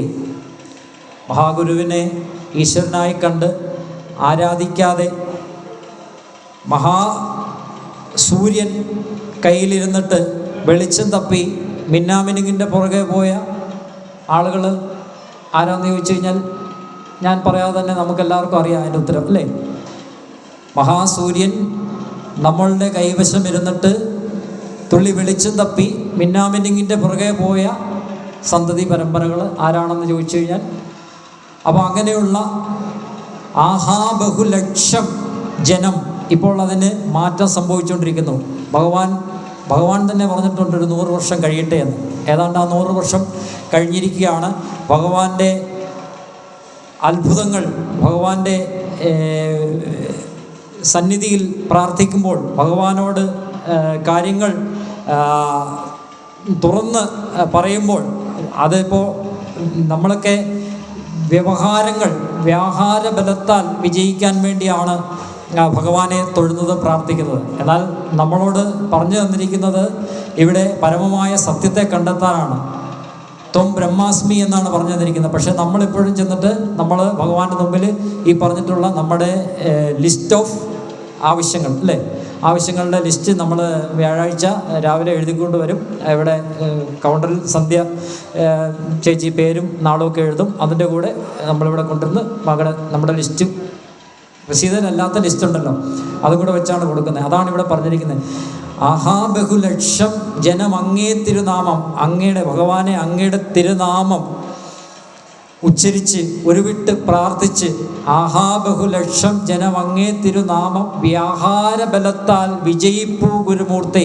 അങ്ങനെ ഭഗവാന്റെ തിരുനാമം പ്രാർത്ഥിച്ച് വിജയിക്കുന്നു, അല്ലെങ്കിൽ അത് സാധിച്ചെടുക്കുന്നു. ഭഗവാന്റെ അനുഗ്രഹത്തിന് പാത്രീഭൂതരാകുന്നു ഞങ്ങൾ എന്നാണ് മഹാകവി ഇവിടെ പറഞ്ഞിരിക്കുന്നത്. ആഹാ ബഹുലക്ഷം ജനം അങ്ങേ തിരുനാമം വ്യാഹാര ബലത്താൽ വിജയിപ്പൂ ഗുരുമൂർത്തി. അങ്ങേ തിരുവുള്ളൂറിയൊരൻപിൻ വിനിയോഗം ഞങ്ങൾക്ക് ശുഭം ചേർത്തിടുമീ ഞങ്ങളുടെ യോഗം. എങ്ങും ജനചിത്തങ്ങൾ ഇണക്കി പ്രസരിപ്പൂ മങ്ങാതെ ചിരം നിൻപുകൾ പോൾ ശ്രീ ഗുരുമൂർത്തി. അല്ലയോ ഭഗവാനെ, അങ്ങയുടെ തിരുവുള്ളത്തിൽ നിന്ന് ഊറിയ ഈ മഹാപ്രസ്ഥാനം സംഘടന കൊണ്ട് ശക്തരാകുവാൻ നമ്മോട് ആഹ്വാനം ചെയ്തിട്ട് കുളിസംഘങ്ങൾ ഉണ്ടാക്കി ഭഗവാൻ. വൃത്തി, ശുചിത്വം. അന്ന് അക്കാലഘട്ടത്തിൽ നേരെ ചൊവ്വെ കുളിക്കാൻ പോലും അറിയാൻ വയ്യാത്ത ഒരു സമൂഹം ഉണ്ടായിരുന്നു എന്ന് നാം മനസ്സിലാക്കണം. കുളിസംഘം ഭഗവാൻ ഉണ്ടാക്കിയിട്ടുള്ളതാണ്. കുളിസംഘം, അരുവിപ്പുറം ക്ഷേത്രപ്രതിഷ്ഠ, ക്ഷേത്രയോഗം, അരുവിപ്പുറം വാവൂട്ട്യോഗം, ഇങ്ങനെ നിരവധിയായിട്ടുള്ള സംഘടനകൾക്ക് തുടക്കം കുറിച്ചു വെച്ച ഭഗവാൻ. അത്തരത്തിലുള്ള ഭഗവാന്റെ തിരുവുള്ളത്തിൽ നിന്ന് ഊറി വന്ന ഒരു സംഘടനയാണ് ശ്രീനാരായണ ധർമ്മ പരിപാലന യോഗം, SNDP യോഗം എന്ന ഈ മഹാപ്രസ്ഥാനം. അങ്ങേ തിരുവുള്ളൂറിയ ഒരു അൻപിൻ്റെ, ഇവിടെ സ്നേഹത്തിൻ്റെ, കാരുണ്യത്തിൻ്റെ അൻപിൻ വിനിയോഗം ഞങ്ങൾക്ക് ശുഭം ചേർത്തിടും ഈ ഞങ്ങളുടെ യോഗം. അല്ലേ? അതിനെ ഇപ്പോഴും ആർക്കെങ്കിലും മാറ്റി പറയാൻ പറ്റുമോ? SNDP യോഗം എന്ന മഹാപ്രസ്ഥാനം, ആ പ്രസ്ഥാനം അത് ഒരു സമുദായ സംഘടനയായിട്ടാണോ രജിസ്റ്റർ ചെയ്തിരിക്കുന്നത്? SNDP യോഗത്തിൻ്റെ ബൈലോയിൽ SNDP യോഗം ഒരു സമുദായ സംഘടനയല്ല. SNDP യോഗ ചരിത്രം ഒക്കെ നമ്മൾ പഠിക്കണം, വായിക്കണം. നമ്മളിവിടെ നിരവധിയായിട്ടുള്ള വേദികളിൽ നമുക്ക് ആചാര്യന്മാർ പറഞ്ഞു തന്നിട്ടുള്ളതാണ്, ആധികാരികമായി പറഞ്ഞു തന്നിട്ടുള്ളതാണ്. അപ്പം അങ്ങനെയുള്ള അങ്ങയുടെ തിരുവുള്ളത്തിൽ നൂറി വന്ന ഈ അൻപിൻ്റെ വിനിയോഗം, SNDP യോഗം, അങ്ങേ തിരുവുള്ളൂറിയൊരു അൻപിൻ വിനിയോഗം ഞങ്ങൾക്ക് ശുഭം ചേർത്തിടുമീ ഞങ്ങളുടെ യോഗം. എങ്ങും ജനചിത്തങ്ങൾ ഇണക്കി പ്രസരിപ്പു മങ്ങാതെ ചിരം നിൻപുകൾ പോൾ ശ്രീ ഗുരുമൂർത്തി. ലോകമെമ്പാടും ഈ പ്രസ്ഥാനത്തോട് ചേർന്ന് നിൽക്കുന്ന ജനഹൃദയങ്ങളെ, ജനങ്ങളുടെ ചിത്തം, ബുദ്ധി, ജനചിത്തങ്ങളെ ഇണക്കത്തോടുകൂടി പ്രസരിപ്പിച്ചു. നമ്മളെ ഗുരു ഒരവസരത്തിൽ ഉപമിച്ചത് കടൽ തീരത്തെ മണൽത്തരികളോടാണ്. കടൽത്തീരത്തെ മണൽത്തരികളുടെ പ്രത്യേകത നമുക്കെല്ലാവർക്കും അറിവുള്ളതാണ്. ധാരാളം മണൽത്തരികളുണ്ട്, പക്ഷേ ഒന്നൊന്നിനോട് ചേരില്ല. അപ്പോൾ അങ്ങനത്തിലുള്ള ഒരു മണൽത്തരികളാണ്, കടൽ തീരത്തെ മണൽത്തരികൾ പോലെയാണ്. എന്നാലും ഒരു 100 വർഷം കഴിയട്ടെ എന്നൊന്ന് പറഞ്ഞായിരുന്നു ഭഗവാൻ. അപ്പോൾ എങ്ങും ജനചിത്തങ്ങൾ ഇണക്കി ചേർത്ത് പ്രസരിപ്പൂ മങ്ങാതെ ചിരം നിൻപുകൾ പോൾ ശ്രീ ഗുരുമൂർത്തി എന്നുള്ളതാണ് ലാസ്റ്റ് പദ്യം അല്ലേ? അത് ആണ് ലാസ്റ്റ് പദ്യം. എന്നിരുന്നാലും നമ്മൾ മനസ്സിലാക്കിയിരിക്കേണ്ട ഒരു സംഗതി, കുമാരനാശാൻ ഈ പദ്യത്തിന് 7ാമത്തെ പദ്യമായിട്ട് ഒരു 4 വരികളും കൂടെ ഉണ്ട്. അത് ഞാനിവിടെ നിങ്ങളുടെ അറിവിലേക്കായിട്ടൊന്ന് ചൊല്ലാം. തൻ പോലെയേറും പാതിയും പാർത്തിടുമങ്ങേ കൻപോടുലകർത്തിപ്പു ചിരായുസുദയാബ്ദേ. മുൻപോൾ സുഖമായി മേന്മ തൊടുന്നോർക്കരുളും കാൽ തുമ്പോടിനിയും വാഴുക ശതാബ്ദം ഗുരുമൂർത്തേ. അല്ലേ? നമുക്കറിവുള്ളതാണ്. മഹാസമാധിക്ക് ശേഷം ഈ 4 വരികൾ ചൊല്ലുന്നില്ല എന്നുള്ളതാണ് സത്യം. ഞാൻ എൻ്റെ വ്യക്തിപരമായ ഒരു അഭിപ്രായമാണ്. ആധികാരികമായിട്ടുള്ള കേന്ദ്രങ്ങളിലേക്ക് നമുക്ക് ഇതിൻ്റെ ശ്രദ്ധയിൽ കൊണ്ടുപോകണം എന്ന് ഇതിൻ്റെ പഠനവേളയിൽ എനിക്ക് തോന്നിയത് കൊണ്ട് ഞാൻ നിങ്ങളുടെ മുമ്പാകെ അവതരിപ്പിക്കുകയാണ്. നാം ശരീരമല്ല അറിവാകുന്നു, ശരീരമുണ്ടാകുന്നതിന് മുമ്പിലും അറിവായ നാം ഉണ്ടായിരുന്നു. ഇനി ഇതൊക്കെയും ഇല്ലാതെ പോയാലും നാം ഇപ്രകാരം പ്രകാശിച്ചുകൊണ്ട് തന്നെ ഇരിക്കുമെന്ന് ഗദ്യപ്രാർത്ഥനയിലൂടെ നമ്മെ പഠിപ്പിച്ച മഹാഗുരു തീർച്ചയായിട്ടും മഹാനിർവാണത്തെ പ്രാപിച്ചത് ശരീരം, ഭഗവാന്റെ ദിവ്യ കളയവരം മാത്രമാണ്. ഭഗവാൻ അതിനുശേഷവും ഈ ലോകത്ത് നമ്മോടൊപ്പം ഉണ്ടെന്നുള്ളതിന് ധാരാളം തെളിവുകൾ, ധാരാളം അവസരോചിതമായ സംഭാഷണങ്ങളൊക്കെ സശരീരനായിരിക്കുമ്പോൾ തന്നെ ഉണ്ടായിട്ടുണ്ട്. ഭഗവാൻ ശ്രീനാരായണ ഗുരുദേവൻ്റെ ശിവഗിരി തീർത്ഥാടന അനുമതിക്ക് ശേഷം, ഭഗവാന്റെ മഹാസമാധിക്ക് ശേഷമാണ് അവിടെ തീർത്ഥാടനം നടക്കുന്നത് എന്നുള്ള വിവരം നമുക്കറിയാം. പക്ഷേ ഭഗവാൻ സശരീരനായിരിക്കും അനുമതി കൊടുത്തിട്ട് ഞങ്ങൾ അവിടെ വരുമ്പോൾ സ്വാമി അവിടെ ഉണ്ടാവുമോ എന്ന് ചോദിക്കുമ്പോൾ ഭഗവാൻ തീർച്ചയായും നാം അവിടെ ഉണ്ടാവും എന്ന് പറയുന്നുണ്ട്. വളരെ വീക്ഷണമുള്ള ക്രാന്തദർശിയായ ഭഗവാൻ 928 മഹാനിർവാണത്തെ പ്രാപിക്കും. കന്നി 5 സ്വശരീരത്തെ വെടിഞ്ഞ് പരമാത്മാവിൽ വിലയം പ്രാപിക്കുമെന്ന് അറിയാവുന്ന ഭഗവാൻ തീർച്ചയായിട്ടും ശിവഗിരി തീർത്ഥാടനത്തിന് അനുമതി കൊടുത്തപ്പോൾ നാം അവിടെ ഉണ്ടായിരിക്കുമെന്ന് വെറുതെ പറഞ്ഞതല്ല. ഭഗവാൻ ഒന്നും അങ്ങനെ വെറുതെ പറയാറില്ല.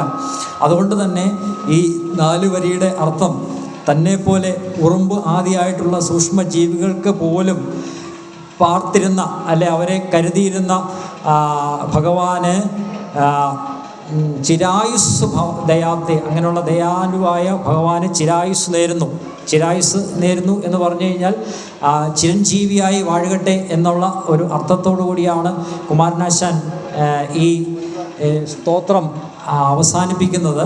തീർച്ചയായിട്ടും മഹാസമാധിക്ക് മുമ്പ് കുമാരനാശാൻ്റെ ദേഹവിയോഗം സംഭവിച്ചതുകൊണ്ട് ആയിരിക്കാം ഒരുപക്ഷെ ആ 4 വരി ഒഴിവാക്കിയത് പോലും. ആധികാരികമായി കുമാരനാശാൻ ജീവിച്ചിരുന്നെങ്കിൽ ആ 4 വരി ഒഴിവാക്കേണ്ട ആവശ്യമുണ്ടോ എന്നുള്ള ഒരു വസ്തുത നിങ്ങളുടെ ചിന്തനത്തിന് വിട്ടു തന്നുകൊണ്ട് അത് മറ്റൊരു വേദിയിൽ നമുക്ക് ചർച്ച ചെയ്യേണ്ടതുണ്ട് എന്നുള്ളത് കൊണ്ടും നമ്മുടെ ഈ വിചാര സത്രങ്ങൾ അവസാനിക്കുന്നില്ല, നമുക്ക് ഇനിയും തുടർന്ന് വേദികളുള്ളൂ എന്നുള്ളത് കൊണ്ട് ഞാൻ എൻ്റെ എളിയ ഭാഷണം ഇവിടെ അവസാനിപ്പിക്കുകയാണ്. ഇച്ചിരി ഏറെ നേരം വൈകിപ്പോയി, അതിന് നിങ്ങളുടെയൊക്കെ വിശപ്പ്, വീട്ടിൽ പോകേണ്ടതാണ്, അതൊക്കെ സദയം ക്ഷമിക്കുക. ഭഗവാന്റെ ഗുരുസ്തവം എന്ന് പറയുന്ന ഈ സ്തോത്ര കൃതി ഇവിടെ നിത്യപാരായണം അല്ലെങ്കിൽ നിത്യപ്രാർത്ഥനയിൽ ഉൾപ്പെടുത്തേണ്ടതിൻ്റെ പ്രാധാന്യം നമുക്ക് മനസ്സിലാക്കിക്കൊണ്ട് തീർച്ചയായിട്ടും എല്ലാ ഹൃദയങ്ങളിലും എല്ലാ ഭവനങ്ങളിലും ഈശ്വരാരാധന ഉണ്ടാകണം എന്ന് ഭഗവാൻ നമ്മോട് പറഞ്ഞിട്ടുണ്ട്. അങ്ങനെ എല്ലാ ഭവനങ്ങളിലും എല്ലാ ഹൃദയങ്ങളിലും ഈശ്വരാരാധന ഉണ്ടാവണം. അങ്ങനെയുള്ള നമ്മുടെ പ്രാർത്ഥനയിൽ തീർച്ചയായിട്ടും ഗുരുസ്തവം ഉൾപ്പെടുത്തണം എന്ന് പറഞ്ഞുകൊണ്ട് ഇത്രയും സമയം എന്നെ ശ്രവിച്ച എൻ്റെ എല്ലാ ബന്ധുജനങ്ങൾക്കും ഗുരുദേവ നാമത്തിൽ നന്ദി അറിയിക്കുന്നു. ഗുരുദേവധർമ്മം ജയിക്കട്ടെ. നന്ദി, നമസ്കാരം. വളരെ നല്ല രീതിയിലൊരു പ്രഭാഷണം അവതരിപ്പിച്ച അജിത് സി മോഹനുള്ള നന്ദി രേഖപ്പെടുത്തിക്കൊള്ളുന്നു. അതുപോലെ ഇന്നലെ പ്രഭാഷണം അവതരിപ്പിച്ച ശ്രീ ഷാജൻ നടത്തിക്കളത്തിന് ശാഖയുടെ ഭാഗിയായ ഒരു ഉപഹാരമുണ്ട്. അത് സ്വീകരിക്കുന്നതിന് വേണ്ടി ഷാജനെയും അത് നൽകുന്നത് സേവനം അബുദാബി വനിതാ വിഭാഗം സെക്രട്ടറി ശ്രീമതി ദീപാസ് സുനിൽ പുതുശ്ശേരിയെ ക്ഷണിച്ചുകൊള്ളുന്നു. ഷാജന് ഉപഹാരം സമർപ്പിക്കുന്നതിന് വേണ്ടി ക്ഷണിച്ചുകൊള്ളുന്നു.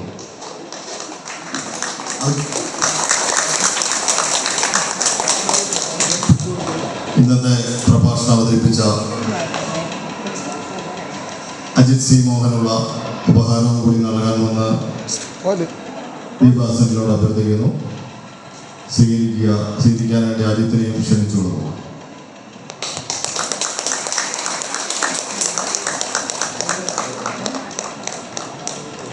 ഇന്നത്തെ യോഗത്തിൽ കൃതജ്ഞത രേഖപ്പെടുത്തുന്നതിന് വേണ്ടി പഠനകേന്ദ്ര പഠിതാവായ ശ്രീമതി സ്വപ്ന പ്രദീപിനെ ക്ഷണിച്ചുകൊള്ളുന്നു. നമസ്തേ, പറ ഇങ്ങോട്ട്. ഞങ്ങൾ കൃതിപഠന സ്റ്റുഡൻ്റാണ്. അപ്പം ഞങ്ങൾ നമസ്തേ പറയുമ്പോൾ നിങ്ങൾ തിരിച്ചിങ്ങോട്ട് പറയണം. ശ്രീനാരായണ ധർമ്മ പരിപാലന യോഗം മറിയപ്പള്ളി, ശ്രീനാരായണ ധർമ്മ പരിപാലന യോഗം മറിയപ്പള്ളി 26-ാം നമ്പർ ശാഖയിലെ ബഹുമാനപ്പെട്ട president Shri Aniyachan 60, secretary Shri Saiju T Kanjirappally, vice president Shri Pramod Pranavam, union committee അംഗം ശ്രീ സാബൂടി ഇല്ലിക്കളം, യൂത്ത് മൂവ്മെൻറ്റ് വനിതാ സംഘം ക്ഷേത്ര ഭാരവാഹികൾ, അതുപോലെ ശ്രീനാരായണ സീനിയർ സിറ്റിസൺ ഫോറം, ഇവിടുത്തെ കൃതിപഠന ക്ലാസ്സിലെ കോർഡിനേറ്ററായിട്ടുള്ള രഞ്ജിത്ത് രവീന്ദ്രൻ, ഈ സദസ്സിലിരിക്കുന്ന സ്നേഹമുള്ള എല്ലാ കുടുംബാംഗങ്ങളെ, നിങ്ങൾക്കെല്ലാവർക്കും എൻ്റെ നമസ്കാരം.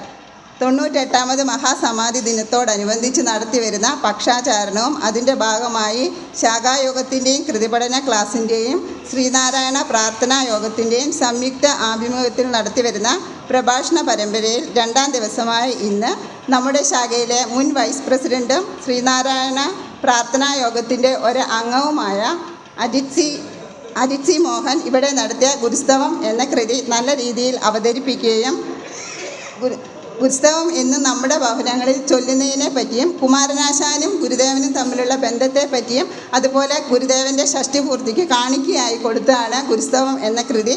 ഇതെല്ലാം നമുക്ക് പറഞ്ഞ് മനസ്സിലാക്കി തന്നു. അജിത് സി മോഹന് ഈ വേളയിൽ നന്ദി അർപ്പിക്കുകയും അതോടൊപ്പം നമ്മുടെ ശാഖയിലെ പ്രസിഡന്റ് അനിയച്ചൻ 60 അദ്ദേഹത്തിനും ഇവിടെ ഞാൻ നന്ദി അർപ്പിക്കുന്നു. സെക്രട്ടറി സൈൻഡ്യൂറ്റി കാഞ്ഞിരപ്പള്ളി അദ്ദേഹത്തിനുള്ള നന്ദിയും അറിയിക്കുന്നു. വൈസ് പ്രസിഡന്റ് പ്രമോദ് പ്രണവം അദ്ദേഹത്തിനുള്ള നന്ദിയും അറിയിക്കുന്നു.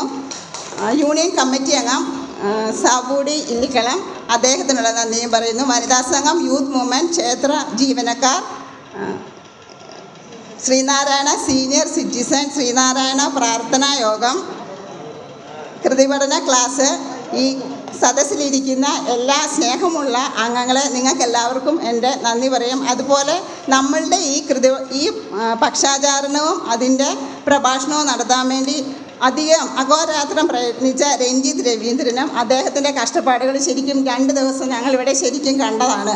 ആ ആത്മാർത്ഥതയ്ക്ക് അദ്ദേഹത്തിന് ഗുരുദേവൻ്റെ അനുഗ്രഹം ഉണ്ടാകട്ടെ എന്ന് പ്രാർത്ഥിച്ചുകൊണ്ട് കമ്മിറ്റിക്കാർക്കും നന്ദി പറയുന്നു. അതുപോലെ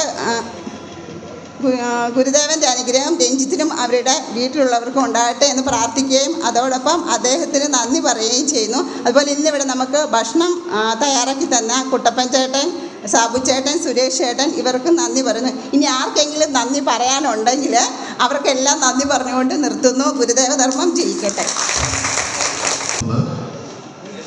ഈ വർഷത്തെ നവരാത്രി പൂജവെപ്പ് നമ്മുടെ ശാഖയിൽ വിപുലമായ രീതിയിൽ നടത്തപ്പെടുന്നതാണ്. യൂത്ത് മൂവ്മെന്റിന്റെ നേതൃത്വത്തിലാണ് അത് നടത്തുന്നത്. 29-ാം തീയതി പൂജവെപ്പ്, അതിനുശേഷം 2/10 ആണ് വിജയദശമി ദിവസത്തിലാണ് പൂജയെടുപ്പ്. അപ്പം ഇതിനുള്ള പൂജവെപ്പിന് ശേഷമുള്ള 2 ദിവസം നമ്മളിവിടെ കലാപരിപാടികളൊക്കെ ഉണ്ട്. അതിന് താല്പര്യമുള്ളവർ ശാഖായോഗവുമായോ യൂത്ത് മൂവ്മെന്റുമായി ബന്ധപ്പെടുക. അതിന് നോട്ടീസ് ഒക്കെ പുറകെ എല്ലാ ഭവനങ്ങളിലും എത്തുന്നതാണ്. ഇതൊരു അറിയിപ്പായി സ്വീകരിച്ചുകൊണ്ട് എല്ലാവരും ഇതിനുകൂടി സഹകരിക്കണമെന്ന് അറിയിച്ചുകൊണ്ട് നിർത്തുന്നു. ഇന്നത്തെ യോഗം ഇതോടുകൂടി അവസാനിച്ചിരിക്കുകയാണ്. എല്ലാവരും ഭക്ഷണം കഴിച്ചതിന് ശേഷം മാത്രം പിരിഞ്ഞു പോവുക. നാളത്തെ പ്രഭാഷണം അവതരിപ്പിക്കുന്നത് ശ്രീനാരായണ കൃതിപഠന കേന്ദ്രത്തിലെ പഠിതാക്കളായ ശ്രീമതി ഇന്ദിര രഘുനാഥും അതുപോലെ മിനിമോൾ സിമിന്തികവല അവതരിപ്പിക്കുന്ന പ്രഭാഷണ പരമ്പരയാണ് നാളെ ഉള്ളത്. ഇന്നെത്തിയ എല്ലാവരും നാളെയും എത്തിച്ചേരണമെന്ന് വിനീതമായി അഭ്യർത്ഥിച്ചുകൊണ്ട് നിർത്തുന്നു. നന്ദി, നമസ്തേ.